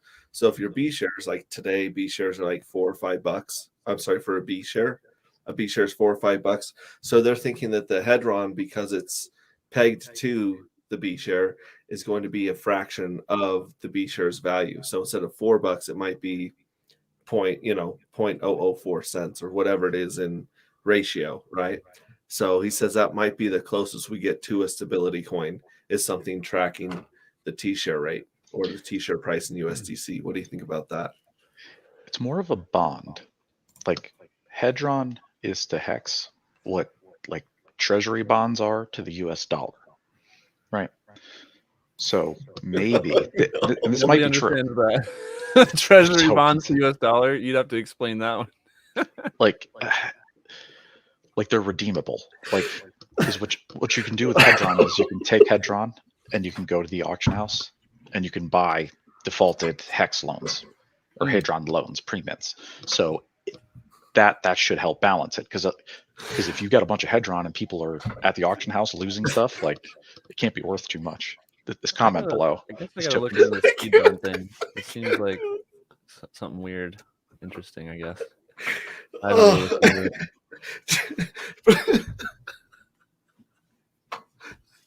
Okay, woo. Are you just laughing at Token Centipede? Yeah, Bristology. I'd watch that movie. He broke me. That was Nice. Look at the next one. Look at the next one, dude. From him or from him? Down at the bottom. Scroll down. Oh man. Okay. I gotta pull it together. Pull it together, X-Ray. Can you guys think of another coin? Like, I'm sure there is another coin. I just can't think of one that you stake it, like, literally zero risk other than contract risk, and you just get this other coin that's not itself constantly. Can you think of another one? I feel like there had to have been one or two or something, but I can't think of it. There are, but don't want to mention them by name because if you don't know what you're doing, you will lose. But there are some out there. How could you lose unless it's a scam contract? Like you overpaid, like you weren't early, you weren't there in the beginning. So like buying the top. Yeah. Like if you buy the top of this thing, coin. Okay. Yeah. So, but there are some of them, and they pay in wrapped Bitcoin, and it does exist, and yeah, it's a thing. So there are, but they're really? Not good. Interesting. All right, question for K4K, aka PulseX Maximalist. He's a maxi. All fees are paid in Pulse. I repeat, all fees. Pulse is also deflationary, burns 25% down. So which is better, PulseX or Pulse? Dude, PulseX. I mean, I don't know. Like people want to debate or something. This is just my opinion, and I tell you in all my videos why I think so, and then you can make your own decision. Not trying to convince everybody. I just convinced myself. That's all. Well, it's not like you're not going to be buying and holding Pulse. Also, oh yeah, not like right. Like I'm keeping all of the stacks I got, and there's great. no reason to like switch them around. It's what I like. Yeah, and you got to and for Tuga, you got to define what's better. Price appreciation fastest? Like is PLS going to be worth more, like more percentage gains in a year than PLSX? Is that the bet? I don't know, because they're totally different. Like as far as like which one's better, like well, PLS is like gas. It's like Ethereum. So you need that. That's like oil. So I'd say PLS is, I want more of that. I want to have tankers filled with oil. Like hell yeah, because then I could do infinite transactions. And then the PLSX token, yeah, you can vote with it. Yeah, I could stake it and get this incentive token. But like, yeah, it gets bought up. It's like, all right, whatever. It has lower liquidity than Pulse, so it goes up higher, faster. Maybe that'd be cool. Because Pulse is literally tied to everything, because Ethereum was tied to everything in its liquidity pairs when it comes over. So I've already done some numbers on it, and it's like a lot of liquidity. Like a lot of percent of the available supply is in the AMM already paired to Pulse or with Pulse. So there's like way more Pulse out in the market versus who's going to supply PulseX supply. It's like up to the market. So if they put like only $10,000 worth or 100,000 or 500,000, then a market buy of any amount is just gonna boop up. We're huge, you know. So it's gonna be way harder to move Pulse compared to PulseX just based off of that. So awesome. Jay asked, so if USDC came to Pulsechain, we could swap from Pulse to PUSDC and then send PUSDC directly to Coinbase for cash out without using the bridge to get out, in theory? Exactly. That's it. That's what I want personally. That my life would be complete, dude. I'd be done. That's it. Because then you could just take your USDC, I send it to Coinbase, then I could buy whatever the hell I want on my debit card. And boom, I'm done. I never have to use ETH again. It's easy. Yeah, man. That'd be a dream. Yeah, that'd be beautiful. I hope it happens. Is the Hedron code on chain yet? No, it's not. I believe it's on Testnet. And the date to 10x your claim right now is set for February 27th. So if you go and you do your signature to claim your Hedron on February 27th, you will get 10x the Hedron bonus, both going backwards and forwards on all of your B shares at that moment. Now, I don't know if they're going live on that day. I just know that's the day you can claim your free. So Heinz Crypto, what's up, boys? What's up, hey, Heinz? I was just watching your interview with Jesse the Pit Boss this morning. You did a great job.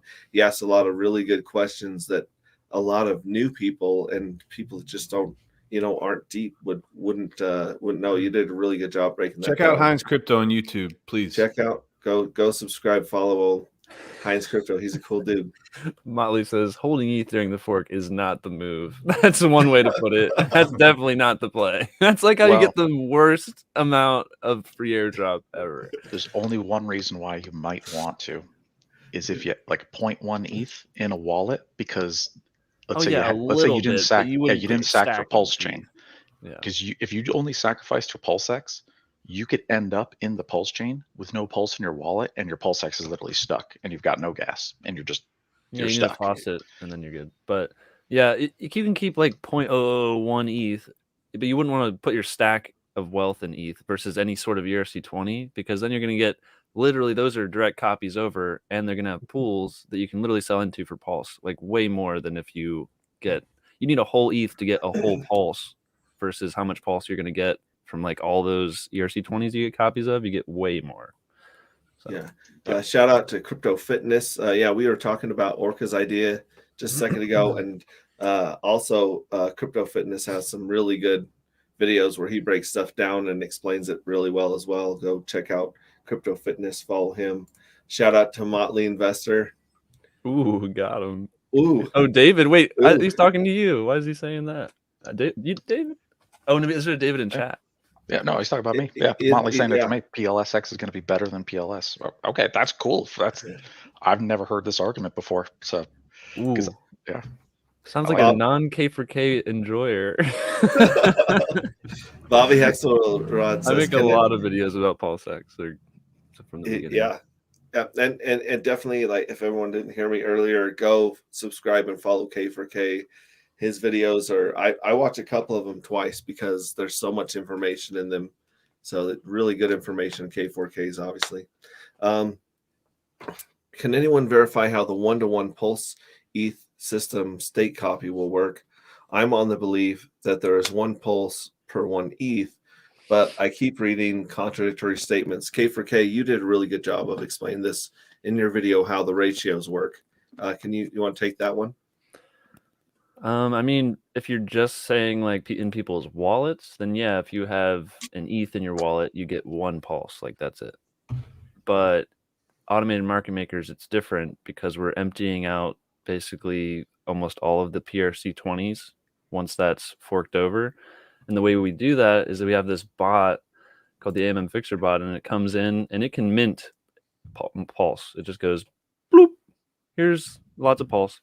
And how much does it decide to make? It puts in, since our supply is like 1.1 to 1.2 million times the supply of Ethereum, to keep basically those same ratios alive that Ethereum has decided for coins, it basically buys up the PRC20 with it's like, you gotta watch this video, man. But basically it's 1000x whatever the Ethereum is in there in that pool, and it mints 1,000 times that amount, then injects that into, so there's 500 Ethereum, it's 500,000 Pulse gets pumped into the pool, and that extracts basically 99.9% of the PRC20 that's there. Then it has 99.9% of the PRC20, and then it has to mint more Pulse at that ratio that it left in that pool, and applies that 99% of the PRC20 into PulseX with that same ratio. So it has to mint another 1000x Pulse to pair with its PRC20 over in PulseX, and then deploys it. That's where all this extra Pulse comes from. That probably way over explained what you were asking though, but yeah, if you do just get 1 Pulse per Ethereum normally. So cool. All right, so it's not understanding what Hyper's asking here. Let me go back up to Hyper's question. Hyper. You're gonna see that one. Oh, will HSIs be copied directly to Pulse? The HSIs are the stakes that are created, the encapsulated stakes that are created inside of Hedron. And yeah, those would be copied as well, along with your Hedron would also be copied as an ERC20 token onto Pulse. So if you claim on February 27th and Pulse doesn't launch by then, which most likely won't, then you would actually get a copy of all of your Hedron tokens as well. So, all right. Do you guys see any other questions you want to grab here in chat? I just want to say, I want Cram. to say to you, Hexray Vision. I just want to say that I'm impressed with your production value this go around. You're holding it together. You're organized. You're acting like a host and not just like just a bad person like you normally are. So thank you. Thank you for gluing us together. Really good production value. I need to give you that credit because that's the only credit you'll ever get from me. Thank you very much. I appreciate it. Now all that work I've done figuring out StreamYard it's worth it now. So I appreciate that. Yeah. Let me just answer Bobby's question. He said, "Okay, K4K, can you explain that again? But this time use crayons." I have a whole video. It's called AMM Fixer Bot or something. So if you search my channel, that explains it with a picture with me going through why it works like that. So. Motley Investor says, imagine if Godwell starts transferring massive amounts of their wealth in ETH into Hex right before the fork. Yeah, do it, Godwell. Do it. We know you're listening. Do it. I don't know. Maybe it won't be Godwell. Maybe it'll be somebody else. But the cool thing is, if that happens and they buy up all the Hex, and I mean that value I wonder if they would transfer that value into Pulsechain from the ETH side after their copies as well, or they're going to keep all that money probably on the ETH side, I'd imagine, because Pulsechain isn't really tested yet. They probably wouldn't want to lock their funds up or put that value in a Pulsechain. Yeah, they're probably trying to get that fork, right? Get the free copy, and then they make their move. Yeah, totally. Yeah. T-Bird in the house. Him and Motley were going back about something here. I'm trying to catch Sorry to hear about your dog, T-Bird. Yeah, it's tough. All right. Any other questions in chat? You guys throw the chip. This is your chance to talk to 3 geniuses and someone that's learning StreamYard. So throw them at us. How many opportunities do you have to talk to K4K Crypto, Rags of Riches, and David Feeder, like once a week if you're lucky, if you're really lucky? Hey, I did want to mention, Hexray, that I've calculated this a couple times. I think you're missing about 21 hexagons on the wall behind you. Just want to let you know that. I have some on the other walls that you can't see, but I do need to order some more hexagons, get them up here. Those aren't the Elgato sound panels, are they? They are. Oh, nice. All right, cool. They come in a bunch of different colors, so yeah, you have a lot of fun decorating your office. Motley says that ETH Whale will still defend its price of its E-Hex bag to make no mistake about it. I don't see any of the big whales selling out of one side to go all in on the other. Like that's the opposite of whale behavior, in my opinion. Agreed. Why not have both when you can have double your big giant bags? That's how whales think, They want both. They want it all. There's not that much liquidity regardless. That's the reason they haven't exited already as well. They can't get that much like with their bag size, so they're waiting till the pie is much larger. Yeah, Mr. Ego says, are you going to claim the Hedron tokens and hodl them for a long-term time? That's my plan, because if it's fractions of a B share's value, especially on launch, I mean, look at Hex. Like Hex was issuing 500 million tokens a day during the adoption amplifier. It was a horrible time to sell, but a wonderful time to buy and hold. And so with Pulse coming out, PulseX and Hedron, I see it the same way. It's just like, hey, this is a time to vacuum and scoop up all the cheap tokens you can off the floor. And then in the next 2 to 5 years, man, like you can be sitting on some incredible wealth. What about just an airdrop, right? So yeah, right. And I know K4K is still yet to do some research on Hedron, but have you looked into it at all, Rags? Yes, I've looked into it, and it's just going to boil down to what I said again. I'm not emotional about this, and I need exposure to it, so I'm going to have exposure to it. That's just how it is. And if something bad happens, then something bad happens, but it's not going to nuke my account. So yeah. Well, Jawa says go to the Hedron Telegram, and they will sewer all of your questions, bro. And then later he says answer. I was gonna say, is that a saying? They'll sewer all your That sounds legit. You're gonna get sewered, like bro. Yeah, that's like badass to say. Yeah, I it's like think some that's gangsta stuff, man. Someone caught RH on the onion for his diamond purchase. I haven't seen that one. That'd be funny.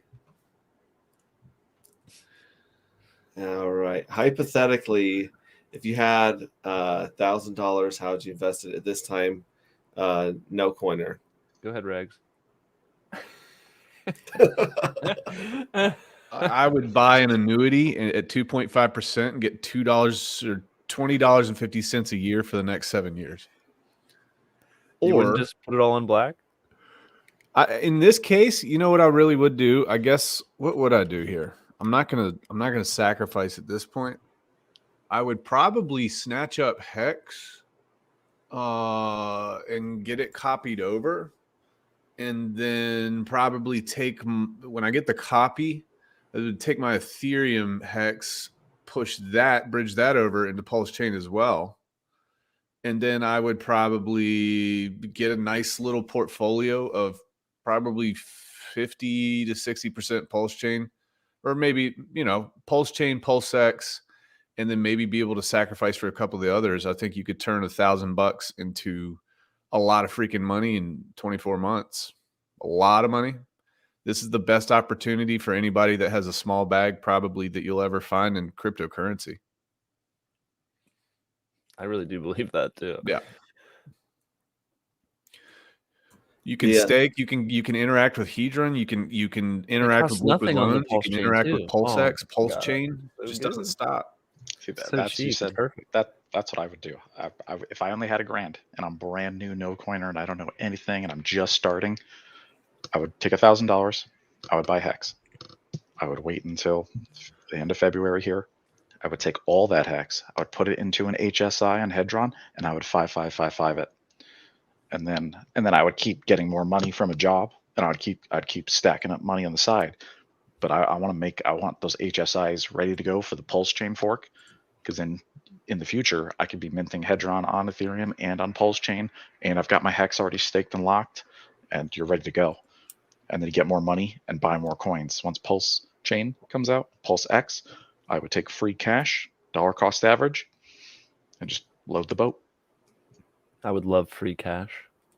Yeah. So if you had $1,000 free cash today, what would you do with it, K4K? Oh. Huh. What do you guys think about still sacrificing? Are we at like 5x rate right now? Yeah, I told myself $5 was where I would ride the PulseX sacrifice. Between $1 and $5, I would just dump whatever I had into the PulseX sacrifice for the deal you're going to get. After that, it's really hard for me to beat the Hex proposition at, is it 20 cents right now? Yeah, I mean, I would probably get Hex, get the copy. Then I would, depends which one you want to stick with, I guess, but probably use at least some of one to get some early buys on Pulse and PulseX over there. I'm assuming you only have $1,000. You can't really, you can always get more stuff later.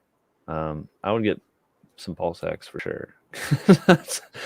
That one I think is going to perform the best. The only thing that I don't, you guys correct me if I'm wrong here, but would you rather put your $1,000 into something that isn't Hex right now, and instead it's a day one project, and have that go crazy and then take a massive chunk of change, and then go into Hex later on down the road? Because aren't you kind of throwing away a little bit of an opportunity with that lifting power initially? Are you arguing day one projects? Are you arguing for getting the sacrifice right now? Sacrifice or any one of these projects. I see a lot of people say Hex now, but I think you could lift heavier with more leverage if you got into the day one stuff first and then used those returns to roll them into Hex instead of locking them up with Hex. Well, now there's multiple ways to get in day one. So are you saying sacrifice, or you can hold something that you get a copy over, then you get the thing? You just run the risk of, if it launches at 10x, you could have done better sacrificing. If it, yeah, right, yeah. I guess what I'm saying is like to talk to your strategy, David.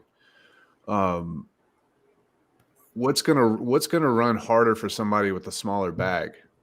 Locking in a 5-5-5-5 now, or waiting 6 months and having that money in something else, multiplying your bag, a significant multiplier potentially, and then using that money to go into hex? Well, the only risk with that is I expect hex to run up once we get closer and closer to the fork. Hex is going to be 50 cents, then it's 75 cents, then it's $1. I think that too. Then the fork happens. So now you don't have hex on ETH and you didn't get hex on Pulse. Sure, you sacked $1,000 for PulseX coins. You pray to God that goes up over the next year, and then you got to sell some of that to buy hex and stuff. And then that could be over $1 each. I don't know. That maybe to mitigate that risk, I maybe would go 50-50. If you gave me $1,000 right now and I'm a no coiner, sack half for PulseX, $500, and then take that other $500 and get some hex. I'd get that hex before it's $1. I do like that more, I think. It's Motley's asking, what is that product though, Rags? You're just talking about the other Richard Hart coins, right? Yeah, that's what I mean. Like PulseX sack. This other stuff.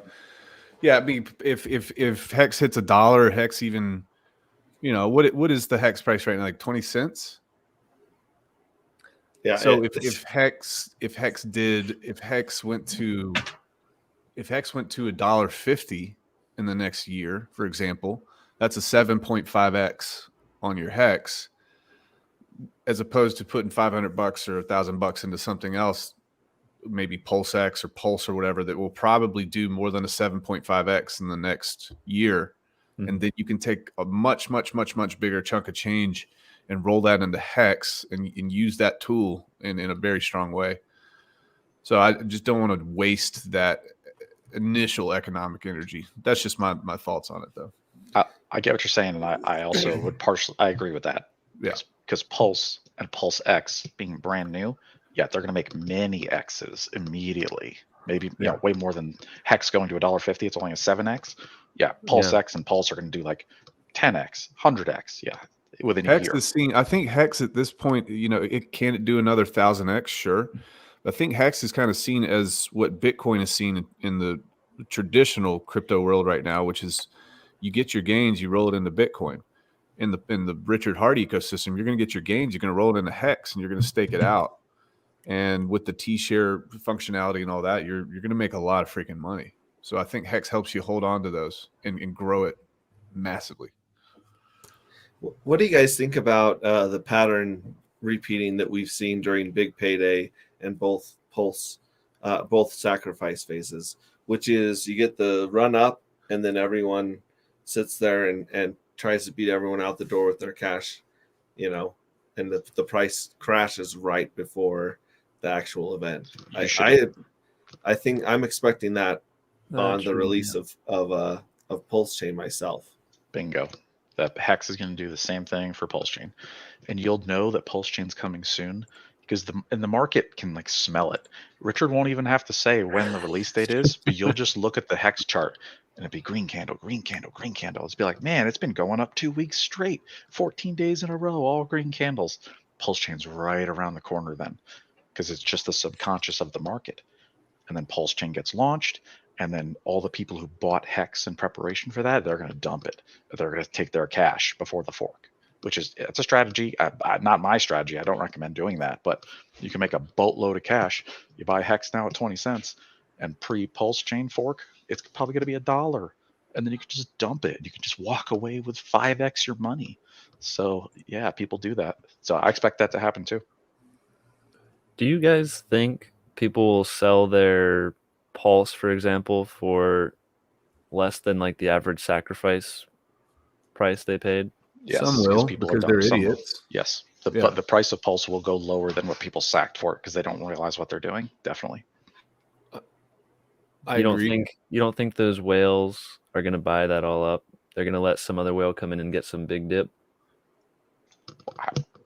I think it'll get bought up, but I do Yeah, expect some key dumpers in the beginning. I expect people to dump like crazy because there's no locking mechanism, right? It's not like Hex. So that means they're locking in a loss day one. People will get it day one loss? No way, dude. I don't think so. Well, the only reason I think it's gonna happen is because look at Hex. I didn't who would ever That was a expect different people launch to EES mechanism, though. No, I mean the emergency end stakes in Hex. To click the red button and you go and you nuke your own stakes. It happens every day. There's been over 2 billion Hex that's been emergency end stake. Dude, I thought it would be like maybe 1 million. No, 2 billion, dude. People love clicking retarded Yeah, but they're buttons usually all locking day. in an actual profit. They just missed out on potentially more. Like they're like, all right, I lost half, but I went up 10x, so I'm actually up 5x. You know, in U.S. dollar terms. Like, sure, they lost a lot of Hex and they could have done better waiting, but they're like, I need this money now. But I just don't see people selling Genesis amounts for a loss because it's very similar to the ETH ICO where it never went below, other than a wick on Kraken for like an hour, below what the people paid 31 cents. It literally launched at 10x the price and has the very similar launch mechanics to ours. Like people paid for it up front and then they just got like launched with their bags. Whereas like for Hex, it had that dip like EOS because there was new supply that came out every single day. Like it was just like, hope you can deal with this supply. Hope you can deal with this supply, you know. And people were still gauging the value and everyone had different entry points. Most people are all around the same entry point. So everyone's break even basically at that average sack rate. So if you were to sell it, you're just saying, I'm locking in a loss. And your only hope is that you say, like, since you sold at a loss up here, way more people sell at a loss than you, and then you can maybe get at a better entry. And I just don't think any whale who put in millions is going to let some other whale come in and get a better deal than they could have even got from the sacrifice phase. I think they have hundreds of thousands of ETH that they're never going to let the price go below their entry point. Like, no way. That's my opinion. Shout out to Jim Rat Crypto. That was one of the answers I got right on the trivia with with Cabana Crypto. Shout out to Cabana Crypto. Shout out to K4K for winning the trivia. I did win that. He just came out. Yeah, no big deal. Is it a big deal? Yeah, you should be honored. Absolutely. If they asked me one question about the Super Bowl, I was out, dude. Like we didn't count that one round. Shout out to Hex Futures, and then Motley Investor says, people also have the misconception that Hex can't run as hard as these new RH products, and I don't necessarily agree. I think I agree with him there quite a bit too. And Jim Rat Crypto says if you don't have any T-shirts yet, that's where you should start because it's going to be really hard to get those in the future.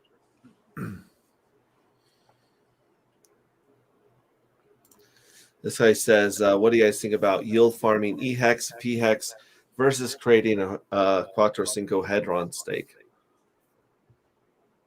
I would go Hedron stake. Oh, yeah, all day, every day. All day, every day. Yeah. I actually think liquidity providing is bad. You're going to lose money to impermanent loss. Like unless you love both the coins that you're putting in and you're happy losing all of one for the other, either way, that's the only time you should LP, in my opinion. Yeah. Crypto Fitness, I get what Rags is saying, though. Hex has already done 10,000x. Pulsechain have higher potential short term to moon because they haven't come out yet. That's true, but, it's an ecosystem, right? So. Yeah, we don't know. It's anybody's guess what happens. It seems very clear to me. I see what people are saying in the comments. I'm not gonna move off of that. If you had 2 copies of Hex and 1 copy of Hex launched 2 or 3 years ago and 1 copy of Hex is launching tomorrow, I mean it's clear to me. But we'll see. I don't know, and I'm not a prophet, so we'll find out. Motley says you also have price appreciation T-shares, cost ramping together. Other RH coins only have the price appreciation working against your ability to accumulate. This is something I think a lot of people are sleeping on is we haven't seen the whales play games with the T-shares yet. So as soon as you have T-shares on 2 different chains, you could see a lot of wells messing with the T-shares. Once they have enough T-shares, you can see them mess with the T-share rate and sit there and stake and unstake huge amounts of money for short periods of time. That'll ratchet up the T-share rate faster. So when people are saying, maybe I'll just get my stuff in 6 months or a year with my dry powder, you have no idea what the T-share rate's going to be on both chains by then, right? That's a good point. Yeah, actually. And on Pulsechain, because the fees will be so cheap, I think it'll be way easier to pump up the T-share price on PHEX, right? There's going to be way more stakes active. There's going to be way more people thinking they're clever, staking for a day or two or a week. And like, oh, I'm going to make a nickel. Like, all right, but it's T-share is just going to go up and up and up. Paladin YYZ says we onboarded Pee Wee Herman. So go ahead, K4K. I don't even know who that is. I know nothing about culture. I think he's saying that you look more like Pee Wee Herman. We think you look more like Jimmy Neutron, but go ahead. Sorry to interrupt you. There's something about Mary. There's something about Mary. I was going to say, like, maybe I just don't understand the share rate as well, but like on Ethereum, someone unstakes and they were the highest return, whatever, then that moves the share rate up. If someone unstakes and they didn't have a higher return, it just doesn't go higher. It stays the same. They can't get a better rate. So they can never get a better rate. So I think on, like, you can't really speed up the process on Pulsechain. It's just going to be a faster ratcheting, but it's still going to be like, all right, Ethereum is at this point, because it has like less stakes ending, I guess, is fast. So this is Ethereum on the right side. Mm-hmm. And so it should be like, all right, this is the rate. And Pulsechain's just constantly moving like this because there's more, but it kind of just, it's not like going to go run away, I don't think it's going to run away. It just has more increments. What do you call it? Ticks of ratcheting up. That's how I see it anyway. Okay. Yeah, and maybe you're right, because if the short term wouldn't necessarily ratchet up the T-share, it would be the stakes coming out that are older, right? Yeah, basically if someone on Ethereum set a stake every single day, like out into the future, and like that was it ends one day later, and they just made all these stakes that were like day 1, 2, 3, 4, 1 through 5, 5, 5. That's the rate. Like that person, other than bigger pays bigger bonus or whatever, bigger pays better bonus, it's basically they're the one that sets the new rate each day. It doesn't matter how much hex that they staked, right? It's just their ROI, which doesn't care about initial investment. You could have 1 hex that you staked for like whatever the day is tomorrow. If they staked it that many days, that guy would be the biggest ROI, and he ratchets it up. Then he has 1 hex coming out tomorrow, that ratchets it up. So like, but that's how I see it anyway.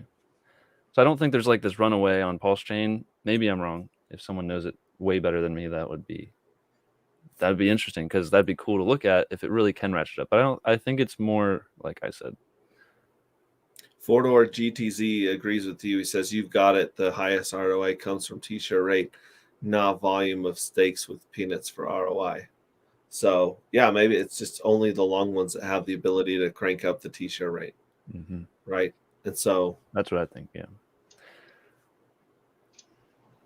Awesome.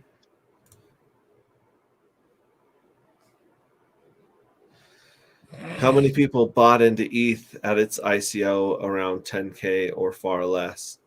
That's a really good point. The ETH ICO was like 4,000 different addresses, and like they paid like 17 million some dollars.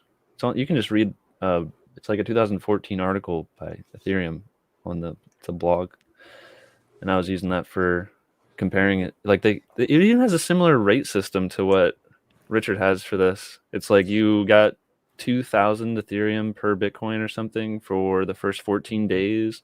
Then it was a linearly declining rate down to 1,337 leet speak. So it had like this that steadily declining worse rate, just like this is. It's not the exact 5% different thing, but it's very similar to that, where everyone kind of got their coins all at once, and that's why the price didn't go below that. Like, who's going to let other people who are later buy it cheaper than them? And why would you sell something at a loss day one? It makes no sense. You literally have to lock in a loss.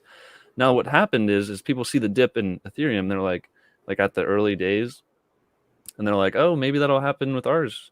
But the thing is, it dipped after the 10x. So it launched at 10x the price at $3 instead of 31 cents, which people paid. It dropped 86%. And you're like, oh my gosh, 86%, that's terrible.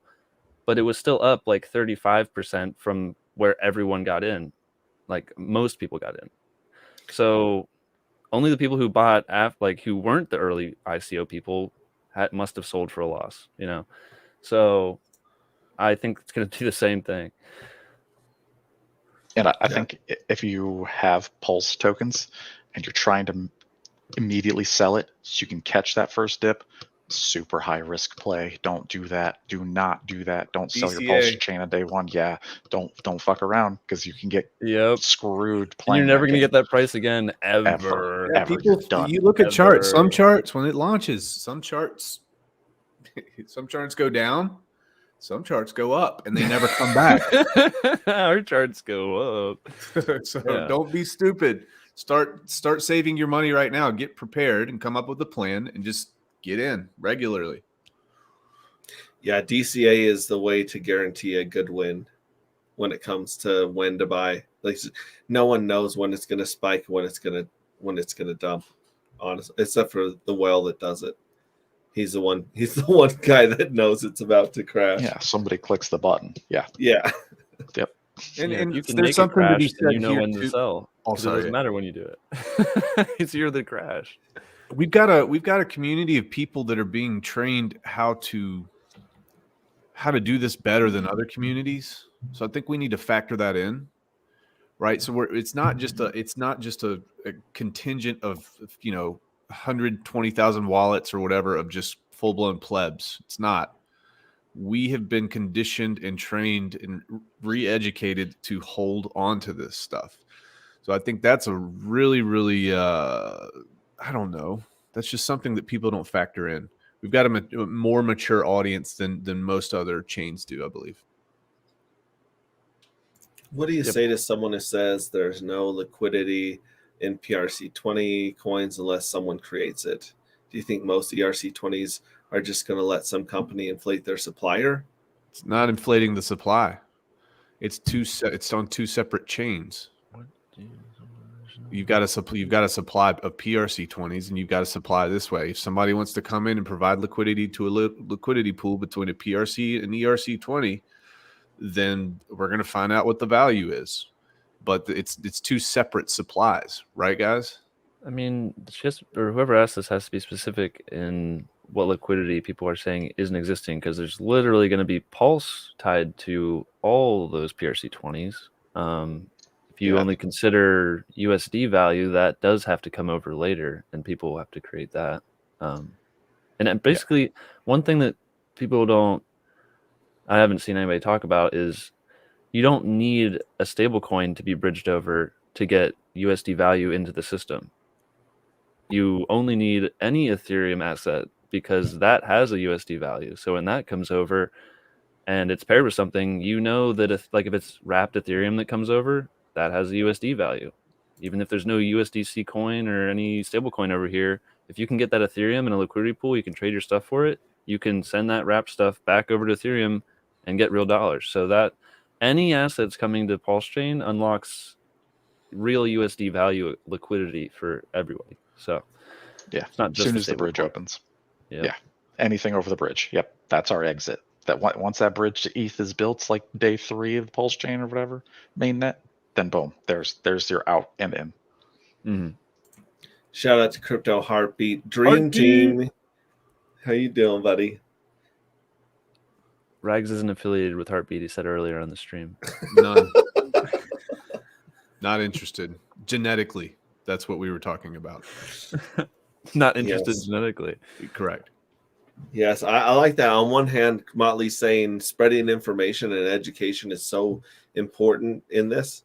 But no expectation from the work of others. I think is really relative and matters when it comes to people hoping that no one sells Hex. I've seen a lot of people in Twitter lately yelling at each other for dumping the price, for selling, for taking profit. If you're expecting the Hexagon community to hold a price for you on your birthday or whenever your stake's coming out, that's not how this community works. And you don't know why someone's selling. You don't know when someone's selling. So come up with your own game plan and get as many t-shirts as you can and create as much dry powder as you can to DCA in. And over time, you'll win, right? Bingo. You said it. You said it. And don't ever yell at somebody for selling, because you don't know what they're needing it for. And that's the whole point of this. Hex was invented to make people money, right? It's that's the whole point. No, it's only for me, David. Only I'm allowed to sell, not you. Jeez, hurts my brain. If I see you selling on Twitter, I'm calling you out. Yeah, it's crazy. Or people, even my old video, my testimony, they're like, "You sold your Hex. You sold your Hex. Oh, are you serious? Yeah, like, USOB. You sold it for $40,000. How dare you get out of a burden that was ruining your life and your family? Us Hexicans need you to hold that price up more than you need to improve your life, David. It's mind-boggling. Stop that. Unbelievable. Shout out to KCW in the chat. Great Hexican. Hosted the Napa meetup. One of my close personal friends. Good guy. Latin America says teaching some people in the community is similar to trying to herd cats. That's true. Yeah. Because our community does not like being told what to do. Like, generally, if you're a Hexican, you do whatever you want anyway, because that's how you got here. So, herd cats on catnip. Let's just put that in here. Good point. I like that. So I've been invited to this space. They started it back up, the trigger warning space. Mm-hmm. So I'm gonna head out there. Head out there. Thank you very much for coming. At least you're letting us know you're not coming back this time. I'm so bad, like sometimes we just look at a little black screen like that's where Rags to Riches was a second ago. You guys were just gonna leave me on the stream, so when I came back, be like, surprise. Last week. Well, you said twice you were coming back and you didn't. I know. Wow. And so I thought I can't remove him from stream because it's like, that episode of The Simpsons where Bart goes to summer camp and he's in the corner rocking back and forth saying, Krusty is coming. Krusty is coming. That's how we feel when you just abandon us. I just bounce, man, and I feel horrible because I'm really bad at time management, like really, really bad. So for this, I apologize. Well, thank you for coming and sharing. I appreciate that so much. I'm looking to see what other questions and drama we have in the chat here. All right. So yeah, going back to that, every day I wish I had more T-shares, and every day I wish I had more dry powder. Personally, it's those stakes at like 2, 3, 4, 10 years that just get under my skin because I know they could be 5.555s, and I also know that I could be DCAing into Pulse and PulseX with them, right? So that's just the way I feel. And Motley, of course, says people are allowed to sell. LOL. That's like the point of an investment is to make money. It's not to. That's why we're here. It's not to. I mean, I haven't seen anybody complaining about it. I mean, I guess they do. I have seen it on like the bot Twitter where it tells you like this amount was sold, and then people go, "Glad he's out." I mean, I've seen that or whatever, but they're mostly like, "Haha, this guy sold too early." That's usually what they're saying, Yeah. But there are like Hexicans that literally go at each other, where somebody be like, "Oh, I sold," and like people will fight each other. Send me your wallet address, bro. Send me your wallet address. Let me see if you sold. It's like, shut up, Dad. It's like, bro. It's davidfeeder.eth. Go check it. I want to talk about this one. It says, imagine if you could extract liquidity without EESing or selling any Hex. And I think that wink has to do with the incentive token or maybe liquid loans, things like that. What do you guys think about that? Because eventually there's got to be an off-ramp. Eventually there's got to be somewhere that you're extracting value or some coins, like K4K was talking about earlier, how it's Inception, right? Where it's like, oh, I'm just going to yield farm forever. It's like this coin can farm this coin and that farm that coin farms this coin. That's hilarious. Right. And so even with something like the liquid loans cycle that they have a diagram on or head drawn, eventually somewhere something's got to be sold, right? Mm-hmm. So I mean, what if it you seems want the like. value, if you want to buy a good or a service with real dollars, you got to convert. Now, I will admit, the more you can stay on the blockchain, whether it's Hex or Pulsechain, PulseX, the more years you can have your coins just sit and marinate in your wallet, the more they're going to be worth. You don't want to go back and forth and you sell everything and you cash out and then you bring money back from Coinbase and you come back in. You get chopped up with fees along the way and you lose. You just want to buy it and just hold it and let it. It's like a bottle of wine. The longer you let it mature, the better it is. Yeah. Congratulations, Stephen, on staking your first Hex yesterday. That's awesome. The RH and the Matrix, did you guys see that Hexagade? Hexagade was a question I went out on with trivia. I couldn't think of Hexagade's handle when he did the video of the samurais. So he's the one that made the video of the Last Samurai with Richard Hart cutting everyone up as a samurai. Have you seen that one, David? I've seen the video. I don't remember Hexagate was the one who made it, though. That's a hard question. And he's the one that also made the Matrix one that just came out today on Twitter. Oh, I haven't hilarious. Seen that. Oh, you haven't seen that one? You know the scene where I haven't seen the Matrix one. Yeah, the scene where they go into that like federal building and they shoot out. Yeah. And it shows like instead of the case of guns, he's got his Louis Vuitton bag he's sending. Okay, I gotta watch this. I might have to leave this. You guys, if I knew enough how to pull it up right now, I'd pull it up and play it and risk the copyright strike. But I don't. So I don't know how to pull it up and play it right now. I'll figure that out. Twitter is Hexgator. What is it? Hexagade, like Renegade, but HEXEGADE,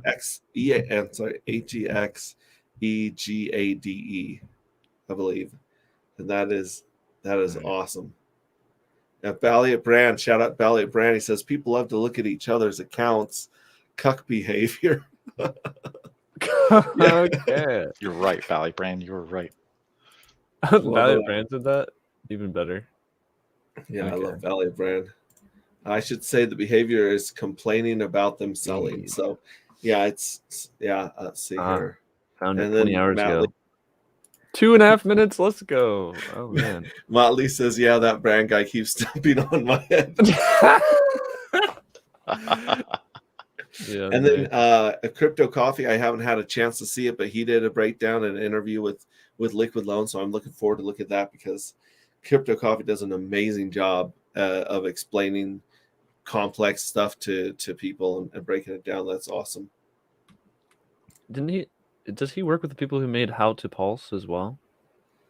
Howtopulse.com. That's really like a useful tool I've seen. How to Pulse is, I forget the hexagon behind. Or is that Walrus? How to Pulse. Walrus? I think that might be Walrus that does How to Pulse. I thought Crypto Coffee was. Well, someone will tell us here. Maybe he just used their website in a video. That might have been it. And a shout out to Motley for working on all of the NASCAR stuff this week. It'll be really interesting to see how much attention we get with NASCAR coming on. Ooh, yeah. What days is that coming up? I do want to watch. The qualifying, I believe, is the 17th and 18th, and then the actual race is on the 20th. So close. That's pretty close. Like 4 days, 5 days ago. Motley wants me to run that Hexagade video. I'll give it a shot. Valiant Brand actually has the link in the chat of it. So let me see if I can pull it up here and play it. I always mess up trying to share the sound. I always play things on mute. So I'm so happy that David helped me figure out this virtual camera, so I actually have a screen and background again. It's like, oh my gosh, I didn't know that's what people were doing. It used to work just straight through the camera with StreamYard, and then it stopped working, and I was just like, oh, all right. Yeah, I think that's some like weird update to StreamYard. So the workaround is just the OBS. Yeah, and I like OBS better. It's like way better. So I'd never used virtual camera before. It works great. I don't know if he's uploaded the Matrix video to YouTube yet, because I'm seeing The Last Samurai right here. under Hexagade's channel. So subscribe to Hexagade's YouTube channel and follow him on Twitter for I'm definitely sure. gonna follow him if I'm not already. Let's see. If I Oh, I'm already following him. Okay. There might be a link that's just not public. Let me copy Valiant Brands link here. It's not letting me copy it either. Too. Yay.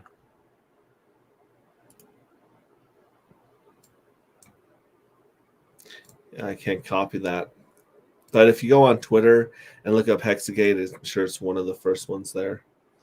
Yep. Yeah, I see it. I'll retweet it. There you go. Boom. Time is.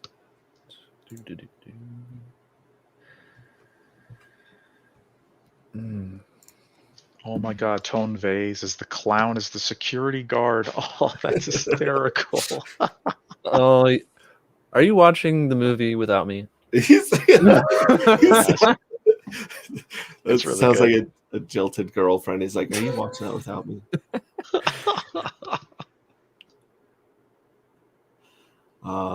Let's see. I am gonna have to see if I can find it. I should be able to play it right off of Twitter. Let me see if I can pull it up on Twitter here.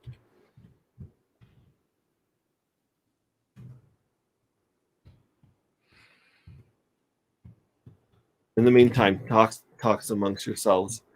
Or go ahead and read the chat while I try to pull this up. So, David, did the hair on your head used to be the same color as your beard? It just changed. Yes. Okay. Yeah, I'm going gray. Yeah. No, but it looks more like a blonde. Yeah, I used to be like a ginger when I was a little kid. Like all the old grannies in the hair shop would come up to me and like pinch my cheeks and like touch my hair. I'd be like, "Oh, I pay $200 to have my hair colored like that." And I'm like, "Get away from me, lady!" I'm like, I was a little kid. I was like, "Don't touch me!" Like what? So yeah, personal space. Yeah. So being a ginger is, it's got disadvantages. It's I heard less than 1% of the population. They don't usually go bald. True. Yeah. Usually gingers keep their hair. Like, and my dad, he's not a ginger, totally bald. He lost all his hair. Nice. Yep. There you go. So I get to keep my hair. You get to rub that in his face. You're like, boom, got him. Yeah. I usually my hair is actually pretty long for me. I usually like to keep it like military buzz cut, just for utility, and it's nice and cool. Well, it is wintertime, at least where I'm at. Yeah, same here. Yeah, I live in New England, so it's lots of snow outside. Yeah, I think it just snowed yesterday for me. All right, I'm going to try to do this. Actually, I got to go back and probably click those two buttons again where it lets me share my sound. Let me try that again. Okay. There we go. Share system audio. There we go. I still don't even know how to show comments on screen when I stream, so you're leagues ahead of me, dude. I feel so bad. All right, tell me if you guys can hear this real quick. I hear it. Yeah, it's good. Yep.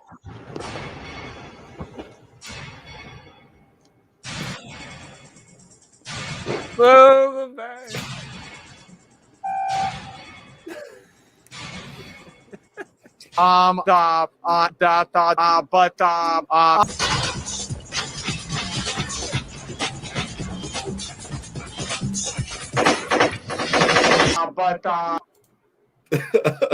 That is glorious.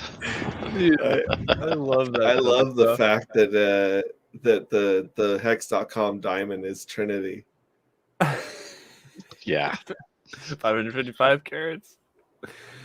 Now here's another video. This might actually be world premiere right here, because have you guys seen this one right here?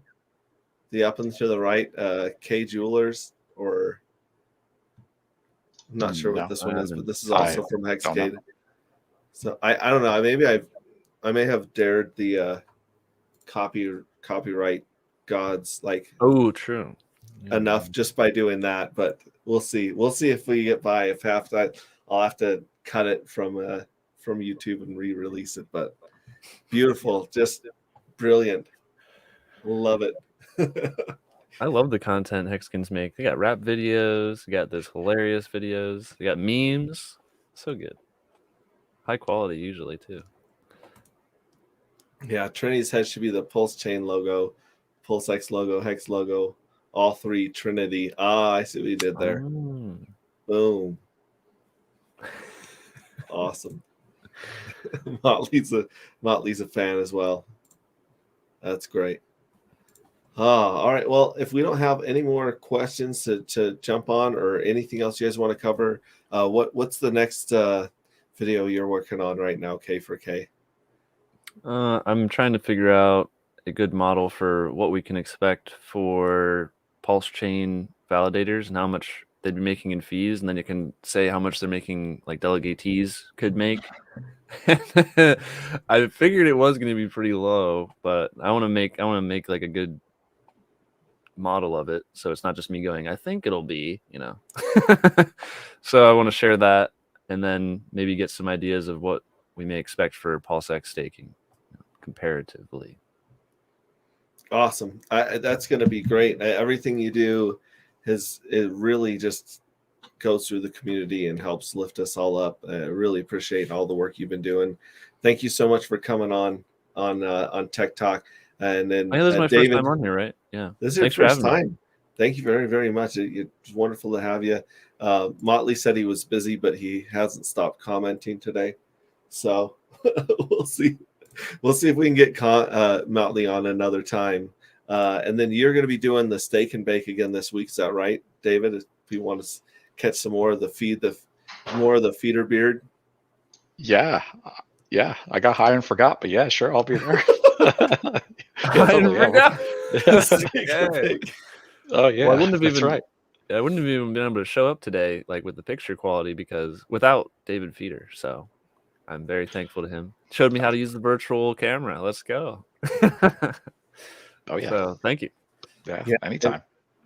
Right now on version 2, Hex has dropped below 20 cents. So eat the fees, like take your lumps on the way in, but picking up Hex today is a beautiful price, especially considering, the duplication on the other chain. Yeah. Well, I do have something cool I'll share with you guys after the stream. Awesome. I can only tell you though. I can't tell you. Super secret meeting. I love it. Leaks Thanks to everyone for coming. Thanks for liking, commenting.